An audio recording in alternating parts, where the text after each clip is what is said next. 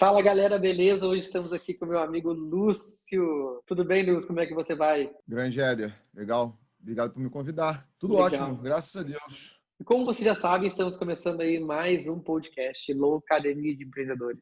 O podcast dos malucos, daqueles que literalmente queimam a ponte, saem do trabalho CLT, rasga a carteira e fala, cara, não tem volta, né? E aí, o objetivo desse podcast é entrevistar pessoas que estão literalmente empreendendo, que estão na jornada, para te ajudar a tomar uma decisão sensata, né? Para te ajudar a sair de onde você quer, se você quer concursado, trabalha na empresa faz muito tempo, ou está aí de galho em galho, pulando de emprego para emprego, te ajudar a tomar a decisão e realmente partir para o empreendedorismo. O Lúcio, eu vou falar rapidamente dele, da minha visão. Conheço o Lúcio muito pouco, né? A gente é amigo ali de Instagram. Conheci ele no Mastermind do Nathanael Oliveira, que é um Mastermind focado em marketing digital, negócio, etc. Só que a gente não conversava lá, né, Lúcio? A gente só cumprimentava, né? Um olhava pro outro e tal. Mas depois que acabou o Mastermind, a gente acabou, né, se aproximando, conversando, viramos amigos, a gente troca ideias, já fizemos lives, né? E eu vejo que o Lúcio está ali todo dia trabalhando no Instagram, tem os clientes dele, tem os projetos dele. E hoje a gente vai falar sobre isso nesse podcast, né? Sobre a trajetória dele. Entender quem que era o Lúcio, você vai entender junto comigo, né? Quem que era o Lúcio e qual foi a jornada dele até o ponto que ele está. E depois a gente fala um pouquinho mais para frente, tá? Lembrando que esse podcast ele é focado em empreendedorismo digital. Raramente você vai ver aqui alguém que não está empreendendo na internet, beleza? Então, vamos lá, Lúcio. Fala um pouquinho quem que é o Lúcio, o que que ele faz hoje, qual que é a etapa que ele está, porque daqui a pouco a gente vai começar o que a gente chama de regressão, né? Vamos olhar lá para trás e falar, cara, história A, B, C, D, E, agora estou no ponto B, P de pato da minha vida, entende? E eu vou chegar lá no fim, e esse é o objetivo. Então, me fala que quem que é o Lúcio hoje e o que que ele faz. Beleza. Obrigado pelo convite, Éder, mais uma vez, né? É muito legal falar de trabalho, isso é uma coisa que eu acho que é bem legal estar com pessoas que gostam de falar de trabalho, né? Eu acho que o Lúcio é um cara que gosta de trabalhar, sempre foi um cara que gostou de trabalhar, e eu acho que isso é uma coisa que a gente tem em comum, né? A gente está aqui aproveitando um sábado nosso para falar de trabalho, que é uma coisa que nos edifica, que nos engrandece, e eu acho que não tem nada de errado, né? A gente fala de uma coisa que de fato é importante na nossa vida. Então, o Lúcio é um cara que trabalha muito, sempre trabalhou muito, um cara que hoje ajuda profissionais e empresas que vendem serviços de alto ticket. Então, assim, eu fui direcionando a minha expertise em marketing e em vendas para ajudar principalmente pequenos profissionais, vamos colocar assim, autônomos, né, ou profissionais liberais no início. Então, tinha advogados, arquitetos, coaches, consultores, palestrantes, que vendem serviços de alto ticket, ou seja, são serviços que não são baratos, são serviços que exigem um alto grau de especialização. Eu mesmo sendo um coach, sendo um consultor também, a gente depois vai falar um pouco mais sobre isso. E eu hoje tenho aí o que eu consideraria sendo, como você mesmo colocou, né, uma carreira já nesse caminho, que foi um caminho que não existia, ninguém me disse que dava para ser, e eu meio que, assim, eu não acreditava que era possível, né? Eu achava que a minha vida inteira ia trabalhar numa grande empresa, quer dizer, com sorte eu ia trabalhar numa grande empresa, né? E com sorte eu conseguiria um bom emprego, e eu criei, basicamente, né? Assim, não sou a única pessoa que faz o que eu faço, mas eu criei basicamente o meu trabalho. Ele não existia para mim. Então, o Lúcio hoje ele vive do que ele sabe fazer de melhor. E eu acho que isso é o grande ponto que a gente está aqui falando, né? Eu não sou casado, né? Eu tenho aí uma vida... Tenho uma sócia, uma companheira, uma parceira, mas que não somos casados ainda. Tenho uma vida confortável, 6 gatos, graças a Deus. E, bom, os planos, né, estão ainda a se desvelar. Mas, graças a Deus, estou no momento que eu consigo, hoje em dia, né, assim, ter uma certa tranquilidade de ver que a coisa deu certo, né? Que eu acho que é o principal, né? Você olhar para trás e você ver assim, cara, o que eu fiz nos últimos 10 anos, apesar de tantos erros, valeu a pena. Né? Eu acho que talvez para o podcast seja uma das coisas mais importantes, né? Exatamente. Essa coisa de Exatamente. assim, não tô bilionário, sacou? Não tô disputando com a Ferrari que eu tô comprando ainda, não tô nesse ponto, mas já tô num ponto onde eu não me preocupo mais com o básico, né? Isso eu acho que é o fundamental. Então, né, é isso, o Lúcio é esse cara aí. Exatamente, cara. A ideia desse podcast é realmente assim, é falar assim, olha, hoje carteira de trabalho está lá na 14ª, 15ª opção, vamos colocar assim, né? Então essa é a ideia, entender o racional de uma pessoa que se construiu, né? Que não é um influencer digital, que hoje, por que eu falo influencer digital, né? As pessoas, elas assimilam muito sucesso ao cara que tem 100 mil, 200 mil, 300 mil seguidores, entende? E isso não é uma verdade absoluta, muito pelo contrário, né? Hoje temos aí muitas pessoas que a gente chama de low profile, que ganham uma grana preta, mas não tem um lifestyle ali de milhões de seguidores, entende? Então é legal a gente entender que o verdadeiro trabalho, o verdadeiro resultado está nos bastidores. E esse podcast é justamente sobre isso, né? Às vezes você fala, caramba, eu preciso de 100 mil seguidores para eu sair do trabalho. Não, tu precisa ter um negócio próprio. Tu precisa ter uma linha de trabalho. Foi o que o Lúcio acabou de falar. Eu criei meu próprio trabalho. Então, se ele criou o próprio trabalho dele, a gente vai entender como isso aconteceu. E aí chega o momento da minha primeira pergunta, né? Quando era o Lúcio, lá no primeiro trabalho, qual foi o primeiro trabalho que o Lúcio teve? Qual foi a primeira dificuldade que ele teve ali? Entende? Conta um pouquinho dessa trajetória, assim, do primeiro trabalho. Beleza. Bom, assim, primeiro trabalho mesmo foi um trabalho normal, né? Trabalhando com programação e etc. Mas a primeira vez que eu ganhei dinheiro, assim, eu fazia, na época, websites em HTML, JavaScript, CSS. Quantos anos sei lá, você tinha nessa época aí? Cara, isso tem muito tempo, cara.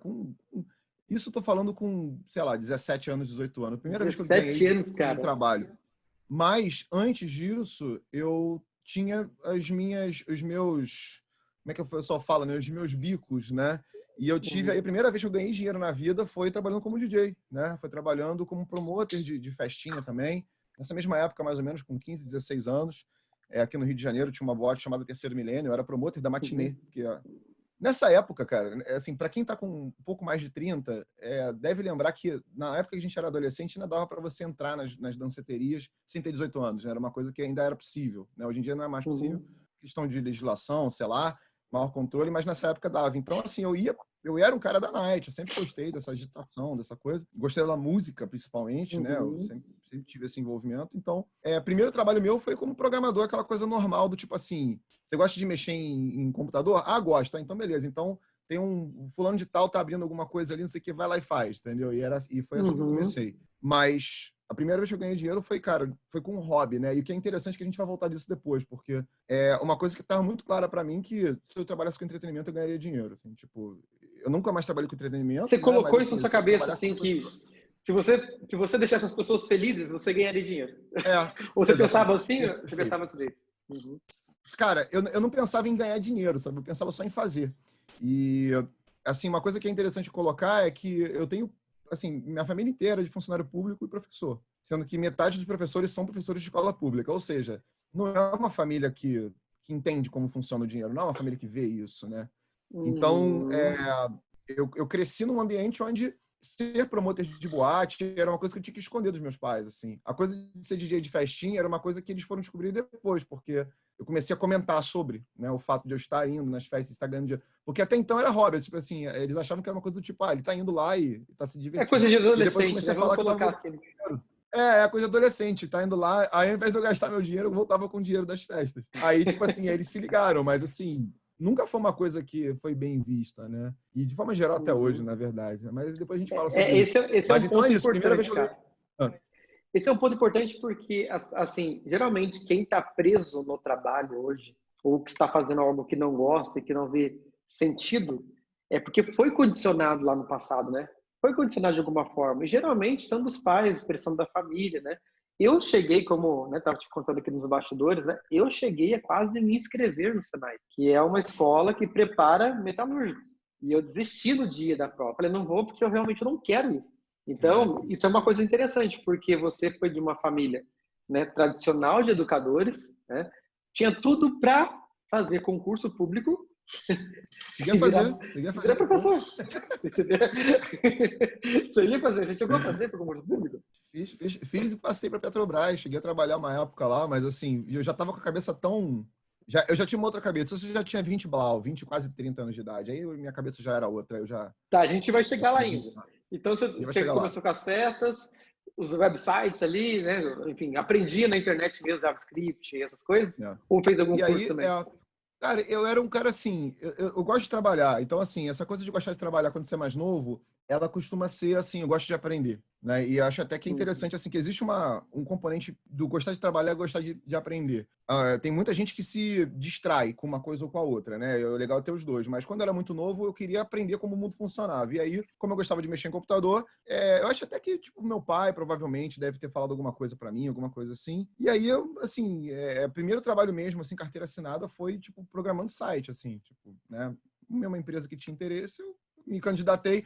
Você sabe fazer esse negócio aqui? Eu não sabia mal e porcamente, mas eu tô aqui, eu tô aprendendo. E você não espera que um garoto de 17, 18 anos de idade saiba fazer bem, né? Você Exatamente. simplesmente Até quer quem que está contratando sabe disso, né? quem contrata sabe, exatamente. Então, aí quando eu vi que, tipo assim, quando eu vi que eu tinha uma capacidade de fazer aquilo ali, aí eu vi assim, olha, para eu fazer melhor e ganhar mais, para eu evoluir na vida, eu tenho que continuar nesse caminho, né? E aí fui fazer certificações, essas coisas todas aí. Ajudou o fato, acabou que eu não mencionei, que eu fiz Cefet, né? Que é a Escola Técnica de Informática. Então, eu estava já dentro da escola, aprendendo aquilo ali, que era uma coisa que eu já gostava de mexer de qualquer jeito, mas eu fui aprendendo aquilo dentro da escola. Então, assim, o ambiente fez com que eu pensasse sobre uma carreira de profissional de informática, né? Uma coisa que foi meio que natural isso. Então, quando eu fui procurar um emprego, eu fui procurar nesse sentido aí. Legal, bacana, bacana. E aí você começou a trabalhar nesse emprego e como foi assim? Como foi assim? Só foi seu primeiro emprego, você ganhou dinheiro e tal. E depois, né? Quanto tempo você ficou nesse emprego? Como é que você se desenvolveu ali? Cara, no início eu tava assim, eu tô falando de emprego estágio ainda, né? Então, assim, era uma coisa do tipo de ficar, sei lá, 6 meses na empresa e arrumar outra coisa melhor e buscar de novo. Aí ficava 3 meses. Assim, eu nunca tive uma visão muito grande de fidelidade em relação às empresas que eu trabalhava. Eu não sei se isso é bom ou ruim, né? Mas eu sempre, assim, tava procurando uma coisa melhor. E, Característico do empreendedor, né? Essa característica do então, empreendedor. assim, cara, é uma coisa assim, engraçado que eu nunca parei para pensar sobre isso até agora que você me perguntou, mas eu realmente nunca me preocupei muito com o fato de estar na empresa. Eu me preocupava com o fato de estar fazendo uma coisa interessante. Então era normal que eu tivesse contratos pequenos, assim, acho que o máximo que eu fiquei em uma empresa até hoje foi tipo quase 2 anos, não foi nem 2 anos, foi tipo, sei lá, Uhum. um pouco mais de 18 meses, talvez, assim, um pouco mais de 1 ano e meio. Mas assim, eram sempre assim, empresas que pagavam melhor e que tinham uma reputação melhor. A minha busca no início, quer dizer, trabalhei assim, clínica de estética, trabalhei em empresas pequenas, empresas de fábrica de tinta, coisas assim, empresas pequenas, né? E aí eu fui vendo que se eu trabalhasse numa empresa... Aí eu fui entendendo qual era o jogo que eu estava jogando, porque até então eu não sabia qual era o jogo. Eu achava que o jogo era simplesmente ter um emprego, ter uma carteira assinada e ganhar meu dinheiro. Até porque foi a educação que eu tive em casa, quer dizer, eu tinha que ter um emprego, tinha que ter uma carteira assinada e acabou. E eu fui me dando conta, Éder, que tinha alguns componentes a mais, né? Então, assim, por exemplo, um ambiente bom de trabalhar era vantagem, não apenas o salário. Então, eu comecei a não selecionar a oportunidade, quando você é muito jovem, você não tem essa capacidade de selecionar as oportunidades, mas eu comecei a Uhum. buscar ativamente as empresas que me interessavam mais. E aí, por exemplo, eu tive a sorte de trabalhar numa das maiores empresas de software do Rio de Janeiro, que é o Great Place to Work, etc. Então, eu comecei a ver o que era uma empresa boa. E aí eu fui depois trabalhar em empresas que eram até multinacionais e tudo mais, eu fui ver o que era uma empresa com bons processos, uma empresa bem administrada. E aí eu fui me dando conta, isso já com 20 e poucos anos de idade, que mesmo que eu não ganhasse muito, eu estaria aprendendo alguma coisa nessas empresas que seriam, entre aspas, boas empresas. E eu acho que isso já Uhum. foi uma mudança em relação ao que seria a média, porque os meus amigos eles estavam basicamente querendo ter o salário que pagasse mais. Eles queriam uma empresa que desse mais grana ou alguma coisa muito mais óbvia. E eu via que eu estava num jogo de longo prazo. Então eu parei a não me preocupar tanto, passei a não me preocupar tanto com a grana que eu ganhava, do tipo assim, estou disposto a ganhar meio mais ou menos, ganhar meio mal, porque eu tinha casa, claro, casa, comida, é fácil você fazer esse tipo de escolha. Mas eu estou disposto Uhum. a ter um emprego pior numa empresa melhor. Eu acho que isso foi uma coisa assim que eu também nunca parei muito para pensar sobre isso, né? Provavelmente por causa dos meus pais, que tinham essa visão mais rígida de que você tem que trabalhar em empresa boa e tal. E eu acho que isso foi uma sorte que eu dei também, porque isso me colocou, né, numa posição de entender como é que funcionava o jogo pelas regras do jogo, né? Que eu vejo que às Uhum. vezes a pessoa ela sofre muito na carreira dela, porque ela é uma boa profissional, mas está numa empresa que não respeita isso, ou que não dá possibilidade para que ela cresça. E eu tive, cara, eu tive chefes péssimos, entendeu? Eu tive casos de assédio moral, quer dizer, chefes que me maltratavam mesmo, assim, de eu sair chorando com raiva da empresa. Isso já com um homem feito, entendeu? E que você vai vendo o que é o certo, o que é o errado, ou o que é o melhor, o que é o pior para você. Não para a vida, não para o que os outros dizem, né? Exatamente. E aí foi que eu me fui dando conta de que algumas coisas que eu queria, eu jamais iria encontrar numa empresa, que eu acho que é o gancho pelo qual a gente está aqui, né? Algumas coisas que eu queria, eu jamais ia encontrar trabalhando para os outros. Não porque eu era melhor, porque eu merecia mais, não era isso, mas é porque não dava. É igual você querer entrar num baile funk para ouvir música clássica. Você não vai conseguir. Você vai ouvir música, não é a música que você está procurando. Então, quando eu estava nessas empresas, eu comecei a ver que eu tinha, por exemplo, muito pouca flexibilidade. Eu sempre sofri muito com isso. Eu sempre fazia o meu melhor e não era reconhecido. Aquela coisa que eu acho que todo mundo sofre com isso, né? Todo mundo sofre no trabalho com isso, cara. Eu não vou encontrar isso trabalhando para nenhuma empresa. Assim, eu não vou nessa época, lembrando, tá? A gente está falando aqui de final dos anos 90, início dos anos 2000. Não tinha startup, não tinha Google, não tinha essas coisas de empresa não tinha com coisa bonitinha. Não tinha, cafeteria, né? Tá ligado?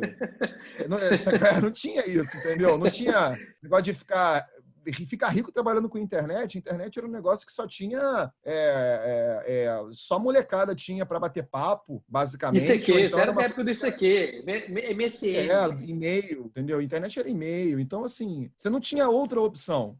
Mas aquela opção não era boa. E era muito difícil, né? Quer dizer, a molecada com 20 anos de idade hoje que chega para mim e fala que quer fazer uma startup, quer fazer um negócio. Brother, tipo assim, você tá escolhendo uma coisa que é uma solução para toda a história da civilização humana que não tinha isso.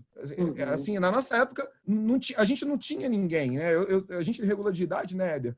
Eu no Rio de Janeiro, quer dizer, em contato com uma das capitais econômicas do país aqui, Rio Branco, trabalhando engravatadinho, bonitinho, em grandes empresas, e eu não tinha outra opção. Eu olhava em volta e não via outra opção de trabalho. Não era uma coisa do tipo, então é só abrir o seu negócio. Não existia essa possibilidade. É tudo mais do mesmo, né? Tu olhava ali, era tudo mais do mesmo, né? Porque hoje, assim, teve essa transição e ela foi assim, cara. As empresas, elas entenderam que não era só ter o funcionário ali e pagar mensalmente. Elas teriam que conquistar os seus funcionários. Tem livros, literaturas que falam que o melhor cliente é o seu funcionário, entendeu?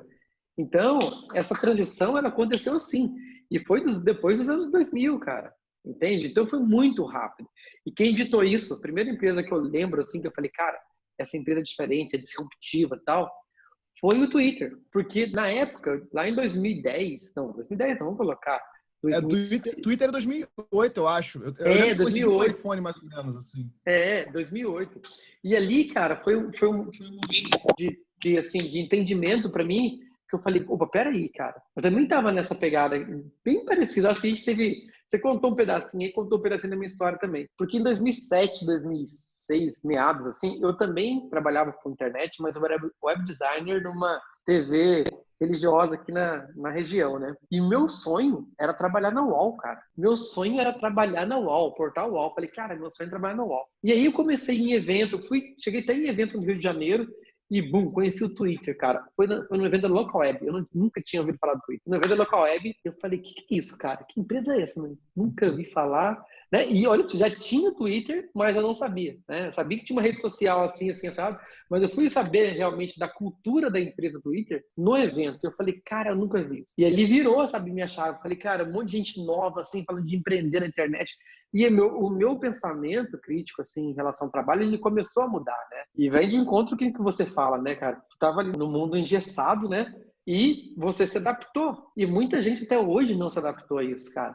E essa questão de o cara, ele foi de um emprego, foi para o outro, foi de um emprego para o outro. Não, ele estava se adaptando. E o mundo também se adaptou. Se você não percebeu, as coisas já mudaram, entende? Não tem mais aquele cara que fica 10 anos no emprego. Não existe isso mais. Sabe por quê? Porque hoje a gente tem uma coisa chamada terceirização, né? Então, tem muitas profissões hoje que não existem mais em loco, né? Não tem mais dentro de casa. Tu contrata uma empresa, dá um sprint aí de 2 anos e resolve o problema. Tu não vai contratar mais uma pessoa fixa para ocupar ali o posto, né? E o Lúcio comentando isso, entende que ele passou por essa transição. Pô, essa empresa que não, acho que isso não é isso aqui, né? E ele chegou no ponto, até onde eu estou entendendo, que ele teve uma epifania ali. Cara, se eu não estou me adaptando aqui, não é problema, né? Do meio. E eu realmente não gosto de baile funk. O que eu tenho que fazer, né? Então, você aprendeu ali a desenvolver coisas na internet, começou a prestar serviços, né? Trabalhou de terninho. Qual foi a época que você trabalhou de terninho, cara? Que você falou aqui? Cara, Usava social. assim, eu tô falando aqui, assim, os pontos de fricção, mas, assim, eu sou muito grato, né? Eu trabalhei em excelentes empresas, tive excelentes colegas, assim, assim, eu não faria diferente, tá? E como eu tinha uma formação técnica a princípio, então eu pegava cargos técnicos. Mas conforme eu fui evoluindo como pessoa, eu fui vendo que, apesar de eu ter a questão técnica, que era uma coisa assim, tipo, qual era o meu hobby com 14, 15 anos de idade? Era ficar futucando o computador e baixando MP3. Era basicamente isso que eu fazia.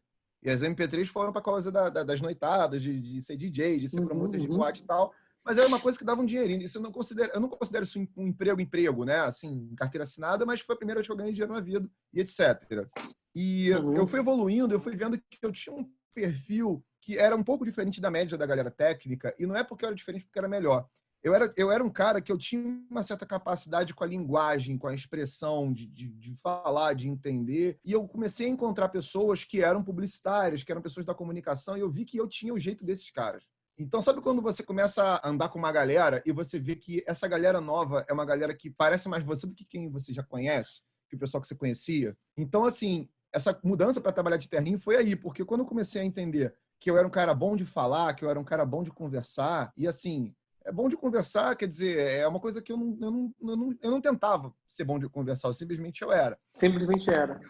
Eu comecei, então, a me aproximar de posições onde eu estaria mais próximo da área comercial, né? E assim, aí nisso, mais uma vez, experimentando. Pô, cara, trabalhar na parte técnica não era tão legal, então legal, vou tentar pegar uma parte de inteligência de mercado, por exemplo. Inteligência de mercado é uma coisa que meio que juntava a parte técnica com a parte mais de uma visão mais assim do negócio em si, da venda e etc, que era uma coisa que eu comecei a ver. Eu li o Pai Rico, Pai Pobre, né, que mudou muito a minha cabeça, aliás. Todo empreendedor lê, livro, cara. Impressionante, cara. Impressionante. cara, esse livro deveria ser obrigatório na escola, sabe? Porque eu não fiz nada de diferente depois que eu li esse livro, mas a minha cabeça começou a processar as coisas de um jeito que não processava antes. Então ele falou o seguinte, olha, o sucesso está em você entender como funciona a questão da venda. Eu pensei, pô, o que eu posso fazer para aprender a vender? Duas coisas. Primeiro, procurar posições mais próximas da área de venda dentro de uma empresa, né? E segundo, entrar no marketing multinível e entrar no Herbalife da vida para pegar um monte de apostila e devorar as apostilas. Eu Quantos nunca anos vendi nada você tinha, mais ou menos? Quando você pensou nisso? 25, 23, por aí, assim. Eu li o Pai Rico, Pai Pobre, cara, com 17, 18, mas ainda levei um tempo para a coisa começar a andar. Cara, você falou uma coisa aí que é uma grande sacada, cara. Que muita gente não leva em consideração. E eu falo isso, assim, rodas de amigos, assim, sempre quando eu lembro. Mas como vai ficar gravado isso aqui, e tem uma pessoa ali do lado, ou atrás, sei lá, sentado em algum lugar ouvindo, isso é importante, cara. Olha só esse mindset. Ele não foi para a faculdade de vendas, ele não foi para eventos de vendas, para ensinar, para aprender a vender. Não. Ele foi um lugar onde as pessoas, as melhores vendedores estão. Cara, marketing multinível, cara. Ali, cara, os caras Eu acho eles brilhante para sabem isso. vender. Eles são Eles brilhantes, sabem mesmo. cara. Eles são brilhantes. As empresas, assim, ó, pum, crescem numa velocidade tremenda. E o mais legal é o processo de treinamento. Entende? Processo de treinamento. E eu acho fantástico esse mindset, cara. Por quê? Muita gente... Eu fui num evento, agora eu puxei aqui, falando do Pai Rico, Pai Pobre, eu vou aproveitar, né? Eu fui num evento chamado Experiência de Sucesso. Você deve ter ido esse evento, né? Não sei se você já foi. Que é do Tim Harvick. Fui em vários desse tipo aí. Esse evento é fantástico, cara. E eu fui com a mentalidade seguinte. É um evento com formato americano e lá os caras vão vender. Cara, se você quer aprender a vender, vai nesse evento, cara. Vai nesse evento. Por quê? Os caras são uma máquina de vender. Então, o Lúcio com 25, 26, ali, 23, aprendeu a vender no marketing multinível. Vamos caminhando, então. E aí, assim, só para fechar essa parte do terninho, então o que eu comecei a me dar conta? Eu comecei a me dar conta que existia toda uma dimensão de trabalho que não era exatamente ainda onde eu ia me encontrar, né? Mas tinha mais a ver comigo. Então, eu meio que, entre aspas, abandonei a parte técnica. Nunca abandonei de fato, porque você carrega com você a experiência e a qualificação. mas eu comecei a procurar coisas na área de vendas. E aí eu comecei, então, a trabalhar com a parte de eventos, que mesmo que não tivesse ainda o que eu queria, pelo menos eu vi que eu tinha um grau de autonomia muito maior para trabalhar em evento, porque a responsabilidade era maior também. E era uma coisa que eu sempre buscava. Então, engraçado que eu nunca refleti sobre isso, mas de fato era o que eu queria. Então, Mas a ideia eu lembro que, realmente por do exemplo... podcast é isso, é fazer você refletir e botar pra... Não, legal, eu nunca tinha pensado sobre isso, mas o que acontecia? Eu sentia que eu era sempre muito travado, eu sou um cara muito assim, muito agitado, né? Dá para ver, eu falo rápido, falo alto, gesticulo muito, então assim, o meu perfil é esse, eu tenho essa coisa de gostar de movimento, e aí comecei a ver que trabalhar nas partes das empresas que cuidavam dos eventos era maneiro, porque chegava no evento, eu naturalmente eu usaria essa coisa de falar com as pessoas, eu naturalmente veria coisas diferentes. E trabalhar com evento é uma grande responsabilidade, mas você ao mesmo tempo você tem uma grande autonomia, geralmente, né? Porque você vai resolver as coisas. Então eu lembro de um caso específico que a empresa que eu trabalhava aqui no Rio de Janeiro foi fazer um evento em São Paulo e tipo eu criei o stand em 3D. Tipo assim, eu nem sabia usar um programa de 3D, mas eu meio que sabia usar lembra, eu Você era da virou. web, né? Eu era da web. Aí eu, cara, tipo assim, era um stand que seria aquele stand branco padrão de evento. Aí eu pensei assim, cara, isso tô falando, isso era 2008, por aí. Eu já tinha aí, em 2008, devia ter uns 25 anos, Cara, eu vou fazer o seguinte, eu vou pegar esse stand aqui e vou adesivar ele inteiro com uma imagem, uma sacação assim que faria o stand ficar legal. Aí eu fui para São Paulo, cara, tipo, com 24 horas antes do evento começar, cheguei lá, o stand estava todo adesivado errado. Eu falei, caraca, já era. Então, assim, tipo, e esses adesivos, eles não imprimem rápido, não é uma coisa que você, tipo, aperta um botão e faz. Foi um erro mesmo da empresa. Aí, cara, eu estava em São Paulo, não conhecia São Paulo, nunca tinha ido para São Paulo a trabalho, tinha passado, talvez, viajando, mas não conhecia nada de São Paulo. Cara, eu lembro que eu peguei um táxi nessa época. Eu lembro até hoje quanto custou o táxi, custou tipo R$ 120. Cara, eu andei São Paulo inteiro, de ponta a ponta. Assim, eu devo ter saído da parte urbana de São Paulo, tipo São Paulo-Guarulhos, deve ter sido uma coisa assim. Gastei R$ 120 de táxi, fui na empresa com os caras que já tá aí, já tinha celular na época e tal. Cara, eu acompanhei os caras virando a noite para produzir de novo o negócio, indo pro evento, e eu lembro assim, o evento abrindo para as pessoas entrando e os caras terminando de passar a espátula no stand adesivado. E essa adrenalina de trabalhar com evento é isso, porque o evento tudo pode dar errado e geralmente dá. Geralmente dá. O evento você não tem a chance de você fazer de novo, você não tem a chance de parar, você não tem a chance de testar outra coisa. Então não tem muito teste, é fazer, né? É você implementar enquanto você está resolvendo os problemas. E, cara, trabalhar com evento, junto do treinamento de vendas, são as duas melhores coisas que você pode fazer na sua vida se você quiser ser empreendedor e você quiser saber qual é o gostinho de ser empreendedor. Porque vender é aquilo, né? Se você não vende, você morre de fome. E trabalhar com evento é essa mentalidade não é feito melhor que perfeito, mas é o seguinte, o nosso objetivo aqui é que o evento funcione e que ele aconteça. E a gente vai dar um jeito de acontecer. Porque o empreendedor, ele não pode, tipo, diminuir o sonho dele porque não dá para fazer. É o contrário, o empreendedor é o cara que consegue fazer o que ele quer. Exatamente. Eu acho que a definição de empreendedor é isso. Ele cria uma empresa para conseguir isso, ele cria um produto, ele constrói uma campanha de marketing, ele contrata as pessoas certas para conseguir o que ele quer. E trabalhando com evento, eu tive essa experiência do empreendedorismo dentro de uma empresa. E assim, eu nunca parei para pensar sobre isso até agora. Mas foi exatamente isso que meio que fica até arrepiado aqui, sério. Que doideira, foi cara. Exatamente isso que me fez acertar, eu acho, né? Dentro da minha assim, vamos colocar, e a batata quente estava na sua mão, né, cara? Estava na sua mão, você entendeu aquilo. No podcast passado, né, com o Renan, ele comentou isso. Eu usei a minha empresa e chegou um momento que eu falei, eu estou aprendendo a empreender dentro da minha empresa. Entende? Dentro da empresa. Então, muita gente não chega nessa mentalidade, nesse mindset de falar, caramba, tá, esse emprego aqui tá ruim, não é o que eu quero, tal, mas como eu posso aproveitá-lo de uma maneira mais eficaz? Isso é um insight, cara, isso é um insight muito poderoso que você colocou aqui. Porque eu penso hoje em retrospecto, eu vejo que foi isso que eu fiz, mas na época eu não pensava assim. Na época eu pensava muito mais numa situação de assim, eu vou fazer algo que eu me sinto mais realizado.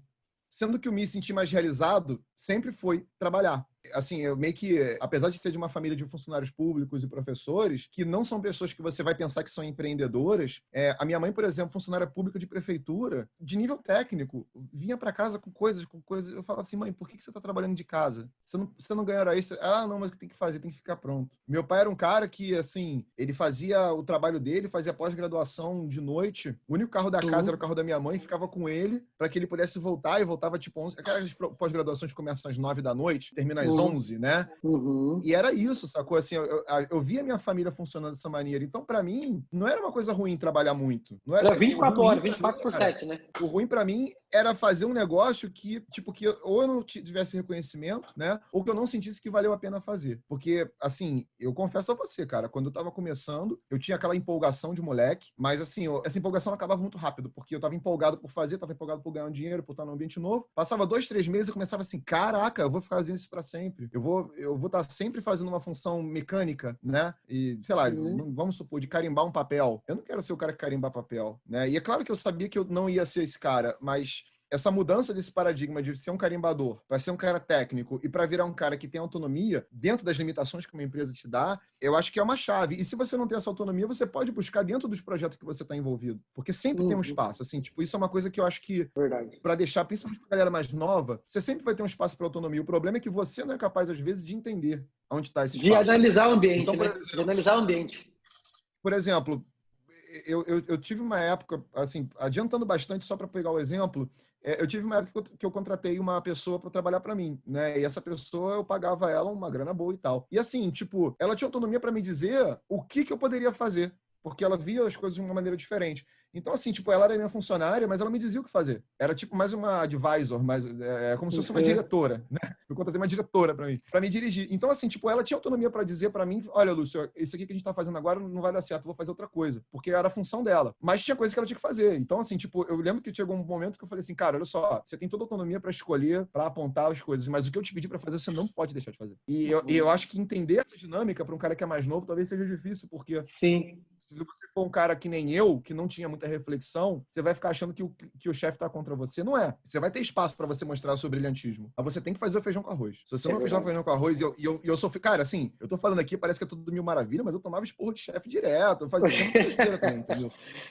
Porque eu queria ser criativo, eu queria me expressar, e não tinha esse espaço. Trabalhando com evento, eu tinha, um pouco. Mas, assim, o stand tem que ter 3 metros de frente a 3 metros de frente. Não dá pra fazer um stand de 3,5, entendeu? Cara, eu lembro que teve uma vez, cara, essa foi sensacional. Olha só, isso é empreendedorismo. Eu tava trabalhando para uma multinacional, e aí, por acaso, para fazer um stand também de uma empresa gringa. E aí, cara, eu lembro que eu propus pro cara da empresa gringa fazer o stand dele todo adesivado e tal também, tinha algumas coisas ali e tal. E eu não sou um expert em design, mas eu me virava, tá? Então, assim, era uma coisa bem feita, era uma coisa bonita. E eu lembro, cara, que esse gringo, ele era, assim, eu tratando direto com um gringo, tá? Eu trabalhava numa empresa brasileira que representava essa multinacional aqui no Brasil. Então, eu tratava com o gringo que ia vir. E eu lembro que o cara falou assim, cara, tá tudo muito legal isso, mas eu não tenho como pagar mais do que X. E tipo assim, e o cara era irredutível. Eu falei, cara, mas olha só, se você pagar, tipo, sei lá, se você pagar $1.500 vai ficar sensacional. Se você pagar $1.000 não vai ficar bom. E o cara, não vou fazer. Olha só, cara, olha a sacada. Eu peguei o telefone, negociei com o cara que ia fazer o stand para ele baixar o preço. E o cara baixou o preço pra cacete, mas não chegou nos $1.000 que o cara queria dar. Aí eu falei o seguinte, olha só, vamos fazer o seguinte. Vocês não têm site, né? Aí o cara falou, não, a gente não tem site. Tô falando isso é 2010. Falei, brother, olha só, eu vou fazer o seguinte. Como eu sou desenvolvedor, eu vou fazer um site pra você aqui. Eu vou colocar no ar pra você. E eu vou fazer esse site pra você pelo valor de diferença da nota fiscal. Você vai me emitir uma nota fiscal de $1.000, eu vou te dar $1.000. Quer dizer, eu intermediando o negócio. O gringo nem sabia, eu acho que ele nem soube até hoje dessa porra. Eu falei, eu vou te dar um site pronto. E custaria, vamos dizer, R$500 na época, R$1.000, uma coisa. Era uma landing page, entendeu? Uma landing page com a imagem e tal, o telefone do cara. O cara se amarrou, o cara da gráfica. O cara se amarrou. E aí eu dei um site pro cara da gráfica. Olha pra você ver. E o cara ainda recebeu o dinheiro do negócio com puta desconto, mas o cara, ele saiu bem. Ele saiu bem. E aí, quer dizer, é isso, entendeu? Assim, você às vezes acha que você tá na sua... E o evento foi um sucesso. Aí o gringo chegou lá, pô, você fez o negócio e tal, mas você conseguiu um desconto? Eu falei, mais ou menos, né? E tal. Eu não lembro se eu falei exatamente o que eu fiz. Mas eu lembro que eu falei assim, ó, cara, tá aqui, a gente deu certo. Porque também existiam outras pessoas envolvidas, então eu não tava só com esse cara. A galera da minha equipe ficou amarradona. O pessoal falou assim, pô, como é que você fez isso? Eu falei, cara, no momento que eu tenho que fazer a coisa X, o meu objetivo é conseguir X. O meu objetivo não é Exatamente. dar desculpa. Nossa, cara, você falou uma coisa, é verdade, né? você tá... E não era seu, né, cara? Não é sua empresa. Muita gente fala assim, não vou fazer porque não é meu. O chefe que se vire. Cara, isso é um grande erro, né? É um grande erro. Grandíssimo erro. Grandíssimo erro. Cara, esse é um grande erro. Então às vezes, assim, né, porque tem muito também essa galera que quer. E isso é cara, isso é uma coisa até que eu vou abrir um parênteses aqui, porque você deve ter alguma coisa para acrescentar também, né? Nesse mundo digital que a gente tem hoje aí, cara, principalmente no Instagram, tem muito conteúdo motivacional, né? E tem aquela frasezinha lá, né? Se você não trabalhar nos seus sonhos, você vai trabalhar para os sonhos dos outros. Você já viu essa frase? A pessoa fala assim? Tem uns aforismos que são um pouco, né, muito fortes, eu acho, né? São Sim, muito cara. fortes, né? Exatamente. Eu acho que isso aí é uma coisa assim, eu tô trabalhando para o fulano de tal, eu tô trabalhando no sonho dele. Não, cara, faz parte do processo. E você alinhar a sua expectativa ali, o que você está fazendo naquele momento, com o seu futuro, entende? Nossa, o que eu estou fazendo agora, que eu estou aprendendo agora, que pode me ajudar lá no futuro, entende? Ó, eu vou te dizer o seguinte, ô Éder, eu vejo, cara, que a galera, às vezes, tem uma dificuldade, assim, com esse negócio, e eu confesso a vocês que, assim, muitas das coisas que eu tô falando aqui que eu acertei sem saber que eu tava acertando, tá? E tem coisas que eu errei achando que eu tava acertando também. Então, assim, eu já também fui aquele cara que mexeu no PowerPoint da empresa na hora de apresentar e mudou a ordem dos slides que não era pra mudar, entendeu? Porque eu achei que ficava melhor daquele jeito. E aí ferrei com o meu chefe que ia apresentar e digo, cadê o slide? Tá depois. Aí o cara, porra, desnecessário, entendeu? Então, eu era esse cara também. Então, eu me metia para mal e para bem. Mas o aprendizado é o seguinte, cara. Provavelmente quem te mandou fazer a tarefa já sabe como é a tarefa feita. Provavelmente ele já viu Exatamente, cara. o jeito certo e o jeito errado de fazer. Tipo, o fato de você ser o especialista que está fazendo não quer dizer que você seja a pessoa que tenha, vamos dizer, a melhor visão do negócio, entendeu? Você não sabe o que vai acontecer com aquilo ali, você não sabe qual vai ser o resultado final. Então, muitas vezes você está vendo só a sua tarefa e você está falando, essa tarefa é uma idiotice, ou tô construindo tô construindo o sonho do meu chefe. Tá, mas assim, você não sabe quais são os desdobramentos daquilo, você não sabe quantas outras 30 coisas vão acontecer depois daquela tarefa sua. Aquilo ali é uma partícula, às vezes, né? Uma parte do processo. E uma coisa que eu aprendi uma vez com um chefe meu, que é o seguinte, cara, as malandragens que você, enquanto funcionário, tenta fazer para evitar responsabilidade, ou para tipo assim, para parecer que tá mais bonito, sabe aquela coisa, o funcionário que diz que tá muito ocupado, fica, né? O teu chefe, ele sabe porque ele já fez, cara, entendeu? E geralmente, quanto mais acima na cadeia, mais ele é malandro, mais ele entende essas malandragens, porque é uma característica. Se você parar pra pensar, o cara que ele é muito, vamos colocar assim, muito cordato, muito certinho, ele tende a se limitar por várias coisas, inclusive coisas que ele não deveria se limitar, né? E eu não estou dizendo que o bonzinho não se dá bem, tá? Mas o cara que é muito bonzinho, geralmente ele se limita além das próprias limitações da empresa. Do seu campo de Então, visão, o bonzinho, né? tende a ter dificuldade de subir. E o cara que é malandro, não. O cara que é malandro, ele sabe qual jogo que ele tá jogando e ele vai no hack, ele vai no, né? Às vezes ele consegue. E eu não tô dizendo que é certo ou errado, só tô dizendo que o cara que é mais esperto, o cara que é mais sagaz, ele tem uma chance maior de estar no topo. Então pensa comigo, se o cara tá na tua frente, se o cara tá mandando em você, se o cara é o teu chefe, teu diretor, é mais provável que ele seja malandro do que ele seja bobo. É verdade, E você estaria achando que você que é o malandrão. Você que faz aquilo ali há 5 anos, chega para um cara que faz aquilo há 20 e fala, não, tô dando meu jeito. Tá dando nada, cara. Entendeu? Então, assim, joga o jogo. O jogo você foi contratado para fazer a sua tarefa, faça. Mas você foi contratado para conseguir entregar alguma coisa. É diferente. Exatamente. Então, às vezes, a sua tarefa não é fazer um website para um fornecedor. Mas e daí? Você paga para entregar o resultado, né? Exatamente. Cara, e qual que foi o seu último trabalho? Assim? Qual que foi o seu... Porque você tinha carteira assinada, ou era contratado, ou trabalhava informal, mas qual que foi a última vez que a sua última lembrança de... Até porque, cara, quando você tem cliente, você trabalha para os outros, mas você escolhe os clientes que você quer. Qual que foi a última vez que você fala assim, cara, essa foi a última vez que eu trabalhei de fato para os outros, né? Tipo assim, ou tive uma carteira assinada, sabe? Eu nunca tive essa epifania, Éder, porque uma coisa que é legal falar, né? Assim, que eu falei aqui, né? No início eu ganhava um dinheirinho como promotor de boate, ganhava um dinheirinho, né, fazendo festa como DJ e tal. E eu sempre tive alguma outra coisa que eu fazia em paralelo com o meu trabalho. Isso é uma coisa engraçada de falar, porque eu nunca parei para pensar que isso seria uma coisa interessante de fazer. Era uma coisa que eu não conseguia evitar, entendeu? Então, assim, sabe aquela coisa que você não conseguia evitar? Tipo, você sair do trabalho e continuar trabalhando. E outra coisa. Eu chegava em casa, eu podia buscar alguma outra coisa. E assim, nesse meio tempo, cara, eu trabalhei vendendo som para carro, eu trabalhei vendendo na época que Xenon era moda, o negócio dava uma grana violenta. Depois, essa história é bem legal. Eu vendia mais caro do que a loja que instalava. E nego entrava na loja e comprava comigo, Lembra disso? Que era moda, aqueles farol meio azul nos carros? Sim, assim? lembro. Até cheguei a colocar isso um tempo. Eu tive todos os meus carros, E, Legal, cara. cara, eu trabalhei vendendo suplementos, etc. Então, assim, meio que eu nunca tive um problema com trabalhar, com a coisa Você do pode contar essa CLT. história que você falou que é interessante? Não sei se você pode contar, mas assim, você falou Não, que você vendia mais caro que a loja. Como assim? Como é que foi? é, Porque isso pode ser o então, princípio de muita gente, né, cara? De, é o pô, princípio de muita gente, cara. que sacada, entendeu? Olha só, essa sacada é legal. Por que acontece, cara? Era uma coisa assim, para mim, assim, olhando em retrospecto é muito engraçado, porque parece que foi feito para dar certo, mas não é. Para mim o negócio era o seguinte, era tudo muito simples. Eu tinha acesso à internet e eu participava de fóruns da galera que tinha carro mexido, sempre tive carro mexido também e tal, né? Assim, sempre com o meu dinheiro, graças a Deus. E aí aquela coisa assim, tipo, eu lembro que na época tava na moda aquele farol azulado, que isso eu tô falando 2010, essa época 2008, 2010 teve muita coisa acontecendo. E aí eu lembro que era um negócio que era tipo, sei lá, R$ 1.500 um kit Xenon. Era um negócio assim, Era caro pra caro, cacete. caríssimo, caro. E aí, e assim, R$ 1.500 tô falando há 10 anos atrás, tá? Então era como se fosse 3, 4 mil reais hoje. Então, cara, era um negócio que, tipo assim, você gastava um dinheiro para colocar. E aí eu lembro que eu fui colocando no meu carro, eu pensei assim, cara, se eu vou colocar isso aqui no meu carro, deve ter alguém, e o meu pensamento sempre foi esse, deve ter alguém que vai fazer um kit com desconto se eu comprar vários. Deve ter alguém que vai fazer isso para mim. E aí eu comecei a procurar online e comecei a descobrir. Cara, se você buscar, você descobre um fornecedor, um distribuidor, alguma coisa assim. Aí a primeira coisa que eu fiz foi o seguinte, galera, meus amigos, cheguei assim, olha só, eu vou comprar esse negócio, tipo assim, aí assim, liderança, eu vou comprar. Liderança. Quem quiser entrar no grupo, vai, compra com, sei lá, com 30% de desconto. Aí eu consegui a galera, a gente fez uma compra grande de R$ 10.000, sei lá, cada um comprou o seu. Aí eu pensei, cara, dá para eu ganhar um dinheiro com isso. Porque mesmo que eu faça um grupo e buy só com o meu dinheiro e venda mais barato, eu ainda consigo uma margem boa. E aí, assim foi. Só que aí eu comecei a ver que eu não tinha só os meus amigos dos fóruns, da galera que eu podia vender na internet. E aí, cara, eu criei uma página no Mercado Livre lá para vender.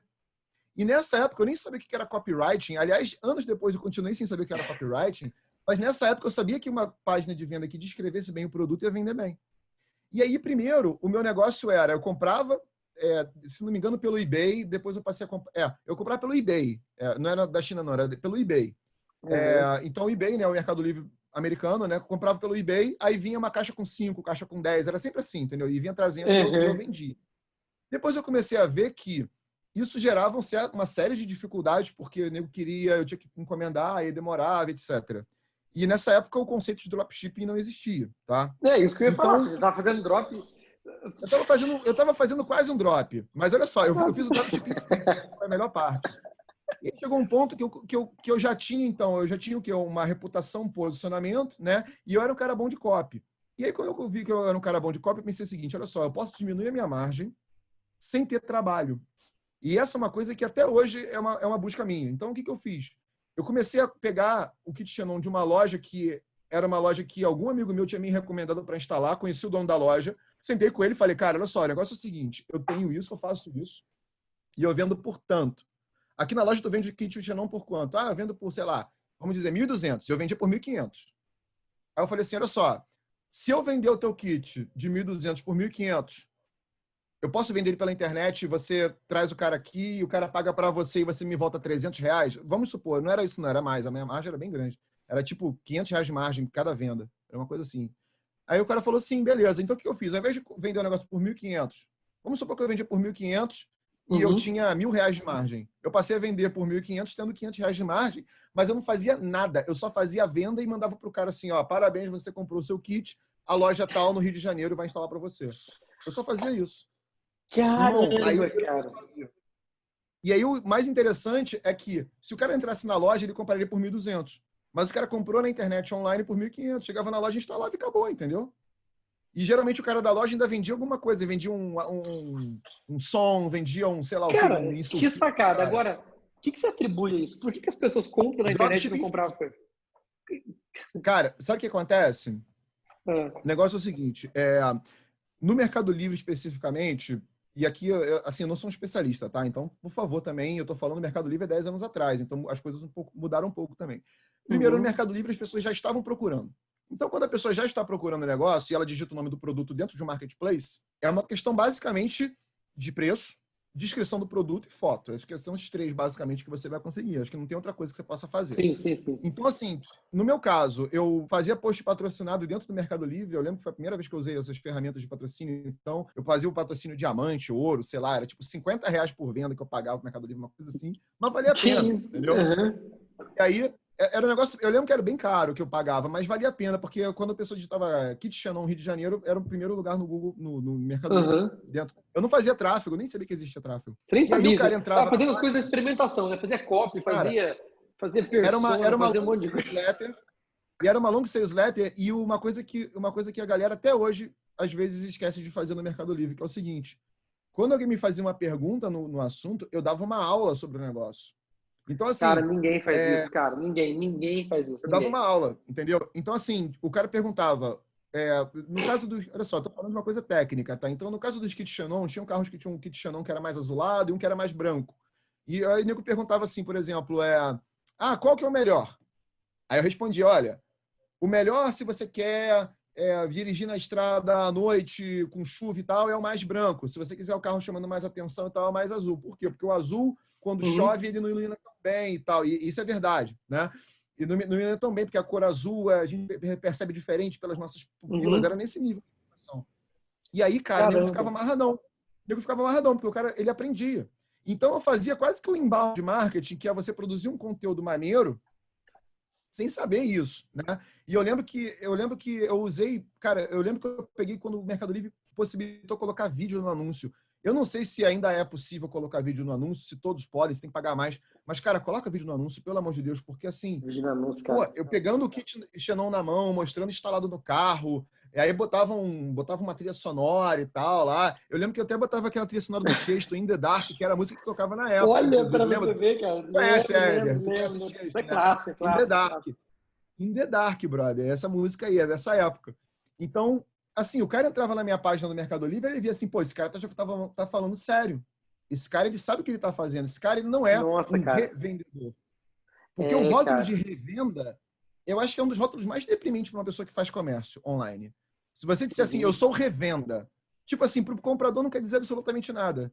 Para o comprador, se ele for esperto, ele vai pensar, esse cara está vendendo mais caro para mim, eu posso entrar direto em contato com o fornecedor dele. Exatamente, cara. E principalmente o melhor cliente. Por quê? O melhor cliente é aquele que gasta mais, ou gasta fracionado o ano inteiro, entende?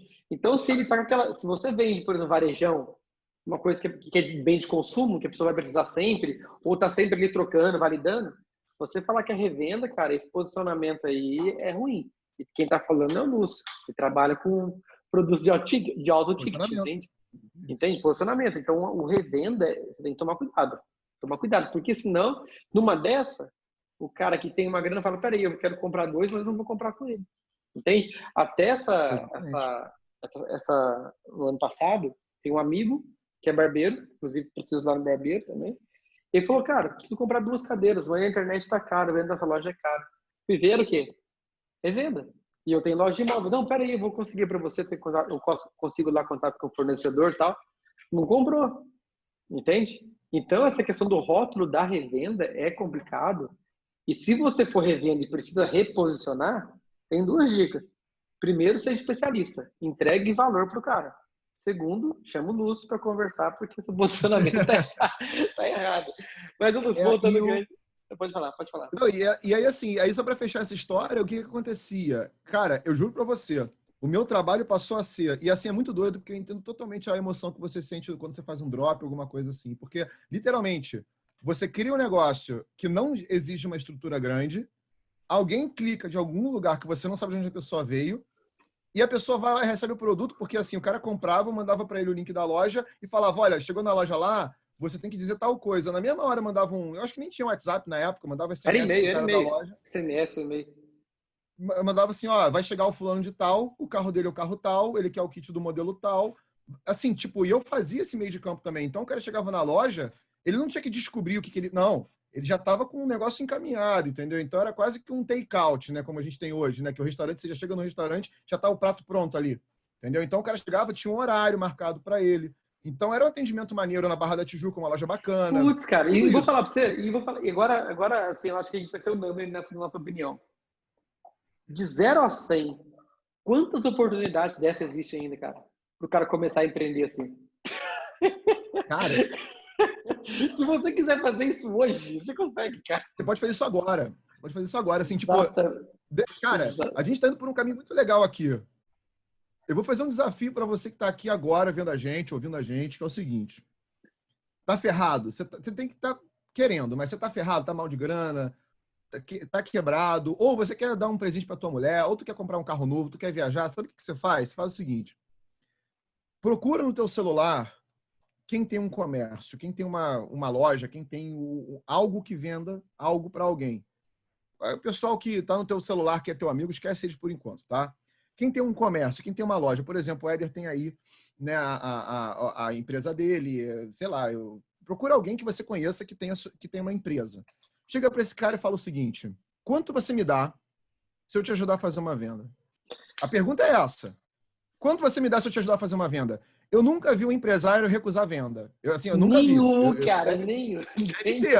Deve ter. Aquele cara que a empresa, ele tá chateado com o sócio e quer fazer a empresa quebrar. Então ele vai querer que não aconteça mesmo. Né? Tipo, mas é sério, chega para esse cara que você conhece, que você sabe que não precisa ser amigo do cara, não. Pode ser um cara que você conheceu ontem. Fala o seguinte: olha só, quanto você me paga por um cliente? Quanto você me paga por uma venda? E vê com ele qual seria o valor justo por isso. O cara vai achar estranho, o cara vai achar esquisito, mas não tem problema. O que você vai fazer? Assim que você tiver um valor, eu recomendo que você entenda do serviço ou do produto que é vendido. Vai preparado, né? Vai pelo menos no mínimo preparado também, né? Se você vai ajudar o cara a vender móvel, tenta entender o que faz um móvel ser bem colocado, o que faz quem compra o tipo de móvel, mas você tem que entender do que você está vendendo. No meu caso, eu entendi de kit Xenon para carro tuning, que era um negócio que era febre Velozes e Furiosos da época, etc. E você chega para esse cara e fala o seguinte: olha só, beleza, então se você vai me dar R$300 por cliente, eu vou agora ser seu vendedor. O cara vai falar: ok, eu vou te mandar uma mensagem assim que eu tiver um cliente para você. Beleza. E você vai pegar o teu WhatsApp e você vai rodar de cima para baixo, vendo todas as pessoas que têm a potencial, a chance de conhecer alguém que compra. Não é nem o cara que vai comprar, é o cara que vai ter potencial de comprar. Então, por exemplo, tá quebrado agora. Pega o teu celular, roda as últimas 20, 30 pessoas que você falou, talvez hoje, e pergunte-se a si mesmo: essa pessoa compraria esse produto que agora eu sou vendedor dessa loja, dessa empresa? E se você não conseguir responder que sim, pergunta a si mesmo se essa pessoa conhece alguém. E, cara, entra em contato e fala: oi, fulano, tudo bem? Bom dia, boa tarde, boa noite. Por acaso você conhece alguém que está precisando de X? Cara, eu juro pra você, você pode ficar milionário fazendo isso. Sim, você pode comprar o carro que você quiser daqui a um mês se você fizer isso. Você pode comprar a casa, você pode fazer o que você quiser. Tipo, porque existem negócios, mesmo na pandemia, talvez até mais na pandemia, que precisam de clientes, que precisam de venda. E às vezes você tem na tua mão ali, no teu WhatsApp, ao invés de tu ficar mandando meme, piadinha, etc., você tem uma mina de ouro ali que são as pessoas que confiam em você. E se você juntar uma empresa que tem uma oferta que faz sentido com uma pessoa que confia em você e você for a ponte, eu vendia no Mercado Livre um negócio mais barato do que na loja, porque o cara, ele criava um vínculo comigo. O anúncio era bonito, estava em destaque, tava com... Cara, as imagens eram sempre todas muito bonitas. Eu fazia respostas muito completas. E, cara, assim, eu lembro que, sério, as minhas respostas, elas eram bíblias. E aí eu comecei a ter vários arquivos TXT na minha área de trabalho com a... Olha, já montou o script de atendimento /venda ali. Era um script de atendimento. Cara, e uma coisa importante, cara, você tá falando isso, é uma grande sacada, por quê, cara? O cara que tem uma loja de bairro ou uma loja numa cidade igual a minha, aqui pequena, qual que é o business dele? É vender de porta aberta. Ele tem que abrir a porta para vender. Ele entende disso. Ele não está, sabe, nem pensando em Mercado Livre, não está pensando em internet, nada. Ele não está pensando afiliação, nisso, cara. Nada, entendeu? Nada. E o mais legal, porque se você é um cara que se apresenta com essa proposta e tem ali um micro sucesso, 1 mês, 2 meses vendendo, tu fecha um contrato com o cara e você vai vender sozinho. Porque hoje o mercado de afiliação, legal, bacana, funciona bem pra caramba, porém, tem muita concorrência, cara. Os afiliados são os seus concorrentes, eles são seus amigos, mas são seus concorrentes, cara. Entende? Agora, imagina só você com uma loja ou um estabelecimento comercial, né, que o cara tá ali ralando para vender, você entra na vida do cara e fala para ele assim: eu vou vender seu produto. Você me paga aí um custo por aquisição aí. tu vira um rei pro cara, entende, cara? Você vira um rei, entende? E não é difícil, assim, e não é difícil porque, por uma questão prática, por exemplo, no meu caso, imagina só, eu, garotão, tijucano, né, aqui do Rio de Janeiro, que é um bairro razoavelmente de área nobre, né, classe média, eu tinha 2 carros na garagem nessa época que eu ralava também, né, mas eu tinha 2 carros na garagem, meus, que eu comprei, né, papai não ajudou, né, e tal, assim, tudo bem que Bom assim, falar. cara, Bom falar. Chevetinho e um Paliozinho velho, mas eram meus, tá ligado? E o lance é o seguinte, cara, os meus amigos, eles eram todos esses caras. Os meus amigos, eles compravam esses produtos. Então, assim, eu vendia uma coisa que eu entendia para quem eu conhecia. Eu não tava ali Exatamente. vendendo médicos. Eu não tava ali, sacou? Falando sobre, sei lá, retiros espirituais na Amazônia. Eu tava falando sobre um negócio que todo mundo que tava ao meu lado, esticando o braço, queria. Então, assim, eu acho que o que o Éder colocou é sensacional, mas com esse porém, assim, tipo, vende uma coisa que você entenda, e ele até mencionou isso, né? Você até falou isso no início. Vende uma coisa que você entende, porque se você não entende o que você está vendendo, você vai ter 2 dificuldades. Você vai ter que aprender o que você está vendendo e vai ter que vender. Quando você já entende, é mais fácil. Ah, mas não dá tanto dinheiro. Cara, negócio o negócio não se constrói baseado no quanto de máximo de margem que você pode ter. Ele se constrói na sua capacidade de venda. Quer dizer, o que adianta você querer vender uma coisa que você não entende? Ontem eu vi uma definição que eu achei fantástica, cara. O cara perguntou, tem um empresário muito bacana no Instagram, né? E perguntaram para ele assim, olha, qual que é a lógica das startups que fica 5, 6, 10 anos no prejuízo e continuarem rodando? Qual que é a lógica disso? Ele falou, a lógica é o seguinte, eles estão ganhando clientes. A partir do momento que eles desligam o marketing, eles começam a ter lucro. Ou seja, olha, tá vendo essa mentalidade, cara? Sabe? Então, primeiro você pensa na venda, depois você pensa na sua margem de lucro. Você entende? Depois você vai pensar em como otimizar aquilo ali, né? Se você for olhar, por exemplo, a história lá do McDonald's, né? Vamos colocar, não estou falando, não estou entrando no mérito aqui da qualidade do produto, pelo amor de Deus, né? Mas ele já vendia muito e ele foi mexer aonde quando ele queria ganhar mais? No produto, entende? Então, o Lúcio acabou de falar, não, eu comecei a vender e tal, então como é que eu consigo vender mais sem trabalhar tanto, sem correr o risco de comprar do eBay e chegar aqui em casa quebrado, alguma coisa do tipo? Vou vender mais. Então, onde eu posso mexer? Posso mexer no processo de venda, entende? Então, ele conseguiu olhar para dentro da empresa dele e não para fora. Você entende? Então, você fica muito preocupado, mas será que dá dinheiro? É o que eu mais escuto. Vou vender isso. Será que dá dinheiro? Cara, primeiro se preocupa em vender, primeiro se preocupa em falar, cara, 10 vendas, legal. E agora, se eu comprar 50 desses de uma vez, eu vou ter um desconto? Será que se eu negociar com o fornecedor, eu vou ter desconto? Será que se eu fazer ali um planejamento tributário, eu vou ter desconto? Entende? Então, assim, a gente não pensa nisso, cara. Isso é uma coisa importante. E aí, Lúcio, eu queria que você me falasse hoje, né, você contou muita coisa aí do seu background Não, aí foi legal. de empresa. Acho que eu nunca contei essa história. Acho que eu nunca contei essa história assim. Legal. Foi legal. E eu queria que você falasse agora como é que foi essa transição, né? Assim, putz, hoje eu estava fazendo aquilo e eu caminhei hoje para trabalhar com auto ticket. Como é que começou essa história, cara, de trabalhar com auto ticket? Primeiro, cara, preciso que você explique para a audiência o que é auto ticket, o que é considerado auto ticket, né? Auto ticket só offline, online, ou os dois. Explica aí como é que funciona o seu trabalho hoje, como é que começou essa história? Porque desde quando eu te conheço, você trabalha com isso, né, cara? Então, o lance é o seguinte, quando eu comecei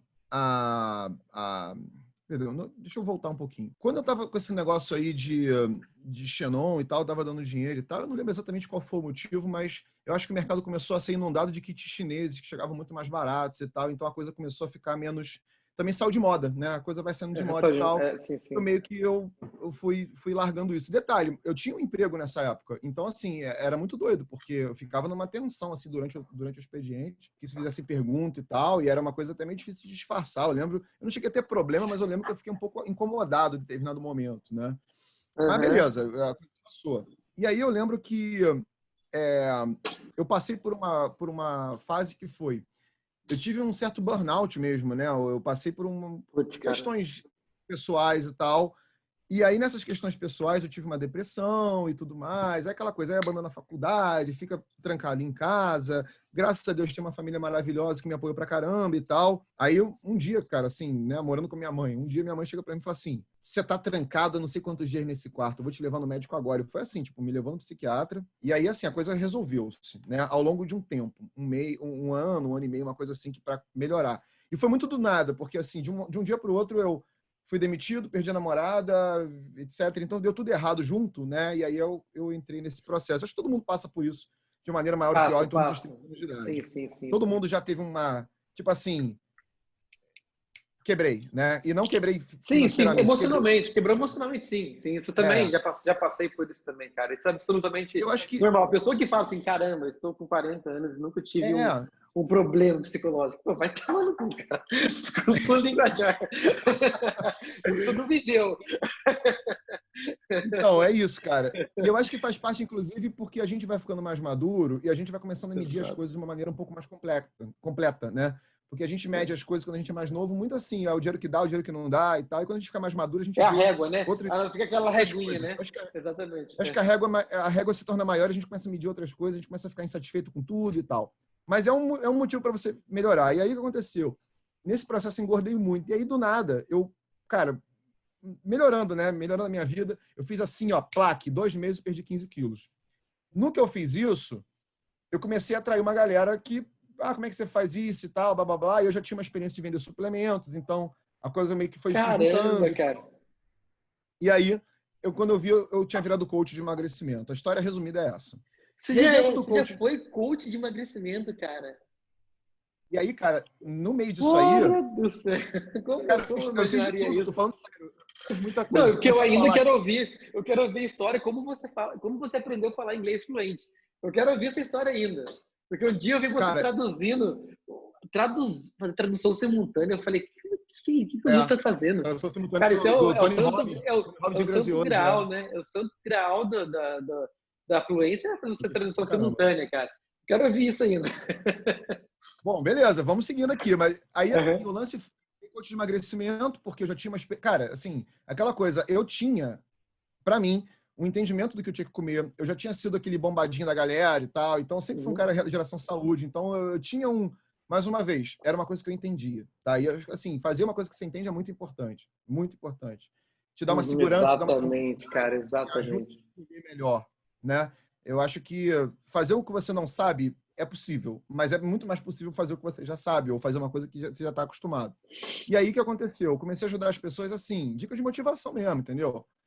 Vai ser isso, blá, blá, blá, blá. Quando eu vi, comecei a escrever online, aí criei um site, etc. Quando eu vi, cara, eu tinha site posicionado em primeiro lugar no Google para alguns termos aí. E isso, assim, é um orgulho gigante que eu tenho. Porque, Sim, assim, cara. realmente é uma coisa que não é fácil de conseguir. Mas por quê? Mais uma vez, trabalho. Então, a minha profissão, enquanto eu estava desempregado, era ser coach de emagrecimento, porque eu meio que, né, era aquilo ali que eu tinha que fazer.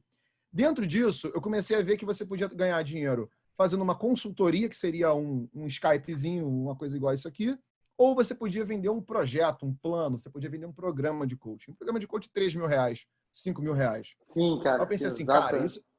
isso já estamos em 2015, 2016.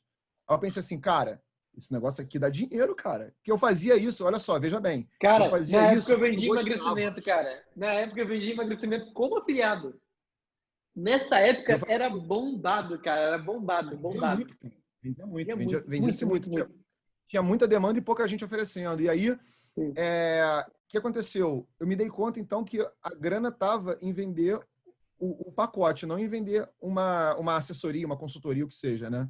E aí, Uhum. cara, a grande sacada foi, eu olhei em volta e pensei assim, peraí, a minha vida inteira eu trabalhei próximo de vendas de alto ticket. E o que é uma venda de alto ticket? É uma venda que, ao invés de você vender R$80 uma hora de consultoria, você vende por R$3.000 um pacote de 3 meses de acompanhamento. Então, assim, na verdade, você está vendendo a mesma coisa, só que você está vendendo de um jeito diferente. São ofertas diferentes e você está tendo uma relação diferente com o cliente. E aí, quando eu vi que vender esse de R$3.000 era igual a quando eu estava numa mesa de negociação de dezenas de 50 milhões de reais de fornecimento de uma empresa para outra, e aquele contrato ele era fechado não porque uma empresa tinha o produto certo, mas porque os diretores se confiavam. E às vezes eu tinha contratos lá de 10, 20 milhões que não aconteciam, porque o vendedor de uma empresa fez um negócio que pisou no calo do outro cara, o cara já não queria mais fechar. Puta, Eu cara, comecei a ver que decisões gigantes eram tomadas baseadas em confiança, em relacionamento, em você tá entendimento do outro, entregando ouro, etc. cara. Cara, E você falou tudo agora, cara. não oferta. Cara, e assim, eu tô falando sério, isso foi uma coisa assim que eu dei muita sorte. Porque eu trabalhava em empresas, por exemplo, eu trabalhava em uma empresa que fornecia cara, olha só, eu fiz de tudo, né? Trabalhei numa empresa que fornecia fluido de perfuração para a Petrobras. Então, o que é fluido de perfuração?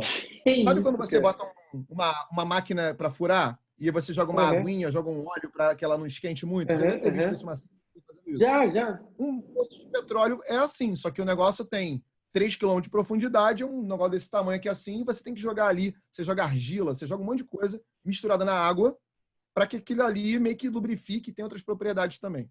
Só que isso, cara, são toneladas e toneladas. Então, assim, tô falando de uma venda de 30 milhões, 10 milhões, 50 milhões, entendeu? Porque é um contrato de 1 ano, é um contrato de 3 anos. É muito bizarro. E, cara, entregado... cara, deixa eu falar uma coisa que é engraçado, né, cara? É engraçado porque o cara não fez CPL, o cara não fez página de vendas, não fez funil de recuperação, não fez nada disso. Ele só sentou na mesa, conversou e gerou uma relação de confiança ali. Cara, sensacional, cara. Sensacional. Então, assim, e a assim, galera às vezes fica pirando, né? E olha pra você ver, cara. Fica pirando. E você vai conversar com o Lúcio. Cara, isso aqui pra mim, eu vendo alta escala e produzo o meu produto máximo de auto ticket que eu tenho aqui é R$2.000, né? Você tá falando de 10 mil, 15, 20 mil, um programa de treinamento de R$3.000, tem gente que vende e-book a 50. Cara, você falou uma coisa aí que vale ouro, porque tu perde tempo às vezes montando funil, fazendo anúncio, 300 mil criativos, aquela parafernália toda. Cara, pode acreditar, isso é 10 vezes mais difícil do que você ouvir genuinamente uma pessoa e gerar um relacionamento de confiança com ela. Óbvio, tem técnicas para se fazer isso. Mas, cara, olha que ouro que a gente tem aqui. Interessante, cara. Você falou, cara, fechava clientes de 50 milhões sem página de vendas. Era tudo ali na base da confiança, cara. Tá entendendo? Não era eu que fechava, tá? Assim, veja bem. Não, mas você começou a perder. Eu estava envolvido. Mas você leu nas entrelinhas isso, entende? Que não adianta você fazer tudo, né, que mandam você fazer se você não é capaz de gerar confiança nas pessoas. Né?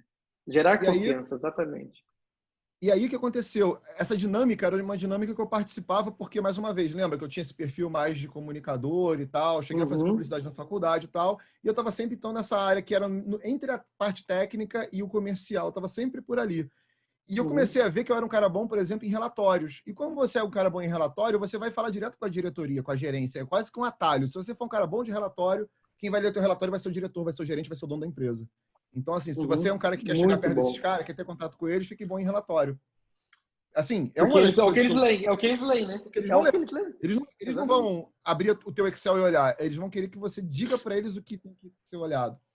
E aí, cara, trabalhando, né, por exemplo, nessas empresas, nessas vendas grandes, assim, falei Petrobras, mas tinha Halliburton, Baker Hughes, outras empresas que perfuram também, Shell, né? E aí o que aconteceu, cara? Eu sentava na mesa com esses caras e eu via a negociação do jeito que ela acontecia, igual você vê em filme, né? Os caras todos de paletó, de terno e tal, um monte de pasta. Aquela burocracia toda, tá? Burocracia. E aí depois você via que alguns deles eram amigos, brother pra caraca, tomavam cerveja junto depois, outros se odiavam, né? E você via, fulano de tal, olha só, o cara é muito falso. E toda essa dinâmica, ela era exacerbada porque a gente estava falando de uma coisa que às vezes a empresa, se não fecha um contrato daquele, quebra, né? Então, assim, muitas vezes eu me vi em mesas onde, assim, ou fechava esse contrato de 10 milhões ou a empresa vai fechar. Assim, várias vezes eu vi isso acontecendo, né? E em diversos momentos, em diversas empresas. E eu ali, igual um papagaio de pirata ali, igual uma mosquinha, tá ligado? Quieto, sem falar nada, porque eu não era o cara que decidia. Mas às vezes eu apresentava um PowerPoint, falava alguma coisa, mas sempre com esse viés. Eu nunca fui o diretor de nenhuma empresa. E aí, cara, quando eu comecei a vender o coaching de emagrecimento, eu lembrei, cara, o que faz as pessoas comprarem não é o quão bom eu sou coach. O quão bom eu sou coach é o básico, é o que elas esperam. Assim, é o motivo de eu estar diante delas. Não é assim, eu não adianta eu fazer mais curso de coaching. Não adianta eu ser um profissional. É verdade. Mais especializado. A partir de um determinado ponto, isso não faz diferença. Eu sei que faz para você se qualificar, mas a partir de um determinado ponto não era isso que fazia a pessoa fechar comigo, era a pessoa confiar em mim. E aí, cara, produzi o quê? Blog. Na época eu não tinha nem Instagram, era só Facebook, site, etc. Um monte de... O que eu podia fazer, o que eu podia botar minha mão para fazer e fazer bem, eu fazia. E aí, as vendas de auto-ticket começaram a acontecer da seguinte maneira. Eu vendia e eu olhava em volta dos meus amigos de formação de coaching e eles não vendiam. E aí eu comecei a ver uma coisa assim estranha, porque, poxa, esses caras eles têm muita dificuldade de vender. O cara vendia para prima, o cara vendia para amiga, não sei o quê, mas o cara não conseguia viver de coaching, né? E aí, assim, como os caras não conseguiam viver do coaching, eu pensei assim, cara, deixa eu ajudar vocês aqui. E olha só, Éder, pensa comigo, eu estava ganhando R$ 3.000 por cliente de emagrecimento. Aí, aliás, eu cheguei até a ganhar 5 mil de alguns, mas aí era uma limitação do nicho, né? Então, 5 mil para um processo de Sim, sim, emagrecimento. uhum. Sim, tem um Mas aí tetozinho, eu né? Tem um comecei a tetinho pensar o ali. seguinte, cara, e se eu ajudar essas pessoas que são os meus concorrentes a venderem mais? Porra, minha cabeça foi assim, ó. Porque aí eu comecei a ajudar esses caras a fazerem venda de alto ticket. Aí você fala assim, Lúcio, mas você é bobo. Eu falo assim, cara, sabe por que isso é melhor? Porque a pessoa que ela quer emagrecer, ela não quer só o Lúcio. Ela quer que o Lúcio mostre o dia a dia dele. Eu não gosto de mostrar meu dia a dia. Assim, o que eu mostro é exatamente o que eu mostro. Eu não fico mostrando meus gatos, eu não fico mostrando minha casa, onde eu moro. Eu não gosto desse tipo de coisa, sabe? Eu mostro, assim, o meu conteúdo. E eu vi que tinha um perfil, por exemplo, todo mundo vai conhecer a Lara Nesteruk, por exemplo. Eu conheci a Lara nessa época, 2015, 2016, quando ela estava começando. Cara, tipo assim, tem nutricionistas que são feitas para aparecer no Instagram o dia inteiro. É como ela é feita, é da identidade dela. É a Então, assim, vida cara, como ela é ali, né? o jogo que essas pessoas estão jogando aqui, elas podem não ser maiores do que eu agora, mas elas todas vão me atropelar em breve. Então eu pensei, aonde que eu não posso ser atropelado? Ou aonde que eu vou estar sempre mais rápido do que a maioria? Ajudando os coaches, ajudando... Aí eu comecei a ver que tinha arquitetos, advogados, etc., a vender. Pô, cara, vender serviços de auto ticket, porque vender e-book, todo mundo também já sabe. Como é que você vende um... Tá aí a forma de lançamento. Mas como é que você vende um negócio que você... R$ 5.000. A pessoa deixa de fazer uma viagem dos sonhos dela para poder te contratar. Aí eu pensei, cara, achei o meu nicho. Fantástico. Então eu criei o nicho de auto ticket. É claro que tem uma ou outra pessoa no mercado que já fala sobre isso. Né? Se você já ouviu falar disso, você provavelmente deve ter ouvido falar desses caras. Mas não importa, porque o que importa é que, assim, eu fui a primeira pessoa a falar de auto ticket. O autoticket.com.br é meu. O Instagram é meu, sacou? Tipo, então, ninguém falava sobre isso. Procura na hashtag, só tem postagem minha marcada lá. Então, assim, quando eu descobri que eu tinha um nicho, que eu tinha um ângulo, e essa que é a grande sacada do posicionamento. Posicionamento não é só o que você faz, é o ângulo que você pega. É o E ângulo que você eu pega, acho que o Éder pode exatamente. complementar aí, né, Éder? Porque eu acho que eu já falei demais também. Como que Cara, esse ângulo, cara? cara, é sensacional, porque você, olha só, você tem um conhecimento, é o que eu falo, né, gente? Eu aprendi, Lúcio, o seguinte, que a gente tem que ser especialista. Mas hoje, o diferencial está no generalista. Porque você é especialista em um assunto, porém, aqueles outros assuntos secundários no qual você é o generalista, por exemplo, no seu caso, eu manjo de vendas e manjo de emagrecimento, e sou coach, né? Então, eu vou ensinar os coaches, profissionais liberais, autônomos, a vender auto-ticket. Porque eu estive lá, eu já estive do lado de um autônomo, de um profissional liberal, e eu sei fazer isso muito bem. Só que a concorrência é muito grande. Então, o que eu faço? Eu me posiciono de uma outra maneira. E olho com outro ângulo, entende? O problema daquelas pessoas. Entende? Então, isso é muito, cara. Isso é uma grande sacada que muita gente começa a fazer faculdade, entra em um curso, começa a fazer outro e esquece do conhecimento, não recicla aquele conhecimento. E às vezes uma reciclagem de conhecimento que você faz ali atrás, pum, já te coloca num game, numa posição que pouquíssimo ocupada, entende? Ou como um caso você, cara, ocupou uma posição que ninguém estava ocupando, cara. Entende? Ensinar Tem, tipo, profissionais duas pessoas liberais. no Brasil que falam sobre isso. Então, cara, Tem duas pessoas no eu Brasil que acho. falam sobre isso que eu sei. Que, assim, que eu busco, é claro que eu fico atento ao mercado. Só. Uhum. Então, Então, hoje, né, é hoje assim... você. Uhum, pode falar. Hum. Pode falar. Não, e assim, o que acontece é que, assim, o fato de eu me posicionar não quer dizer que eu não vou ter que trabalhar, não quer dizer que eu não vou ter que investir, não quer dizer que... É que Não tu é fica isso, esperando entendeu? lá, né? Só esperando. É, Todo tipo mundo fica assim, esperando ele. nossa, que ideia que o Lúcio teve. Não é a ideia, não é a ideia, né? É a forma como eu faço o meu trabalho ser percebido pelas pessoas. Então, assim, começa no trabalho, tá? Assim, isso não me exime de trabalhar, pelo contrário, na verdade, né? Exatamente, exatamente. E hoje, cara, hoje qual que é o próximo passo do Lúcio, né? O que ele está pensando para frente? Hoje ele tem seus clientes ali de alto ticket, pessoas que ele ajuda a vender, pessoas nos quais tem produtos caros e o Lúcio entra ali para ajudar essas pessoas a desenvolver as suas vendas, seus negócios, né? Então, hoje, o seu trabalho principal. E qual que é o próximo passo? Como é que o Lúcio vê hoje a internet na frente, né? Lá na frente, daqui 5 anos, daqui 10 anos, como é que ele acredita que vai ser isso hoje? Porque, nitidamente, você é um cara, assim, que é um inconformado e que se mexe, cara. Você é um cara que sabe vender. E quem sabe vender, a gente já sabe, né, cara? Faz seu próprio salário e não tem mais patrão. Isso a gente já sabe. Isso é libertador. A partir do momento que você sabe vender, né? E o Lúcio, cara, eu gosto do perfil dele porque não fica mostrando lifestyle, ele mostra o conteúdo que ele é ali. Não precisa ser um parafernalista ou botar uma melancia no pescoço para vender. Ele acabou de falar para a gente que é o posicionamento. Então, o que você vê daqui para frente, né, em relação às vendas online dentro do seu mercado, né, e o que as pessoas que querem vender auto ticket, assim, não vai entregar tudo, né, porque aí é questão da mentoria, mas 2 ou 3 coisas ali que elas precisam de fato entender, né?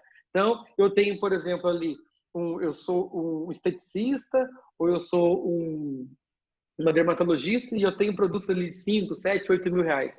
Como eu consigo usar a internet para vender esse tipo de serviço, cara? Então, dá uma palhinha só ali do seu conhecimento para a gente entender e não esquece. O que vai ser daqui a 5, 10, 15 anos para as pessoas que não vão se mexer? As pessoas que não vão olhar a internet de fato como uma plataforma de negócio. Cara, vamos lá, vou entregar o ouro aqui, porque eu acho que olha só, quem está nos honrando até agora, eu acho que merece ser Exatamente. recompensado, vamos dizer assim, né? Eu acho que existe um ativo que é a única coisa que eu não consigo devolver a você, que é a sua atenção, é o tempo que você dedica a mim, né? E você que está me ouvindo aqui ou me vendo, então te agradeço aqui por estar aqui com a gente.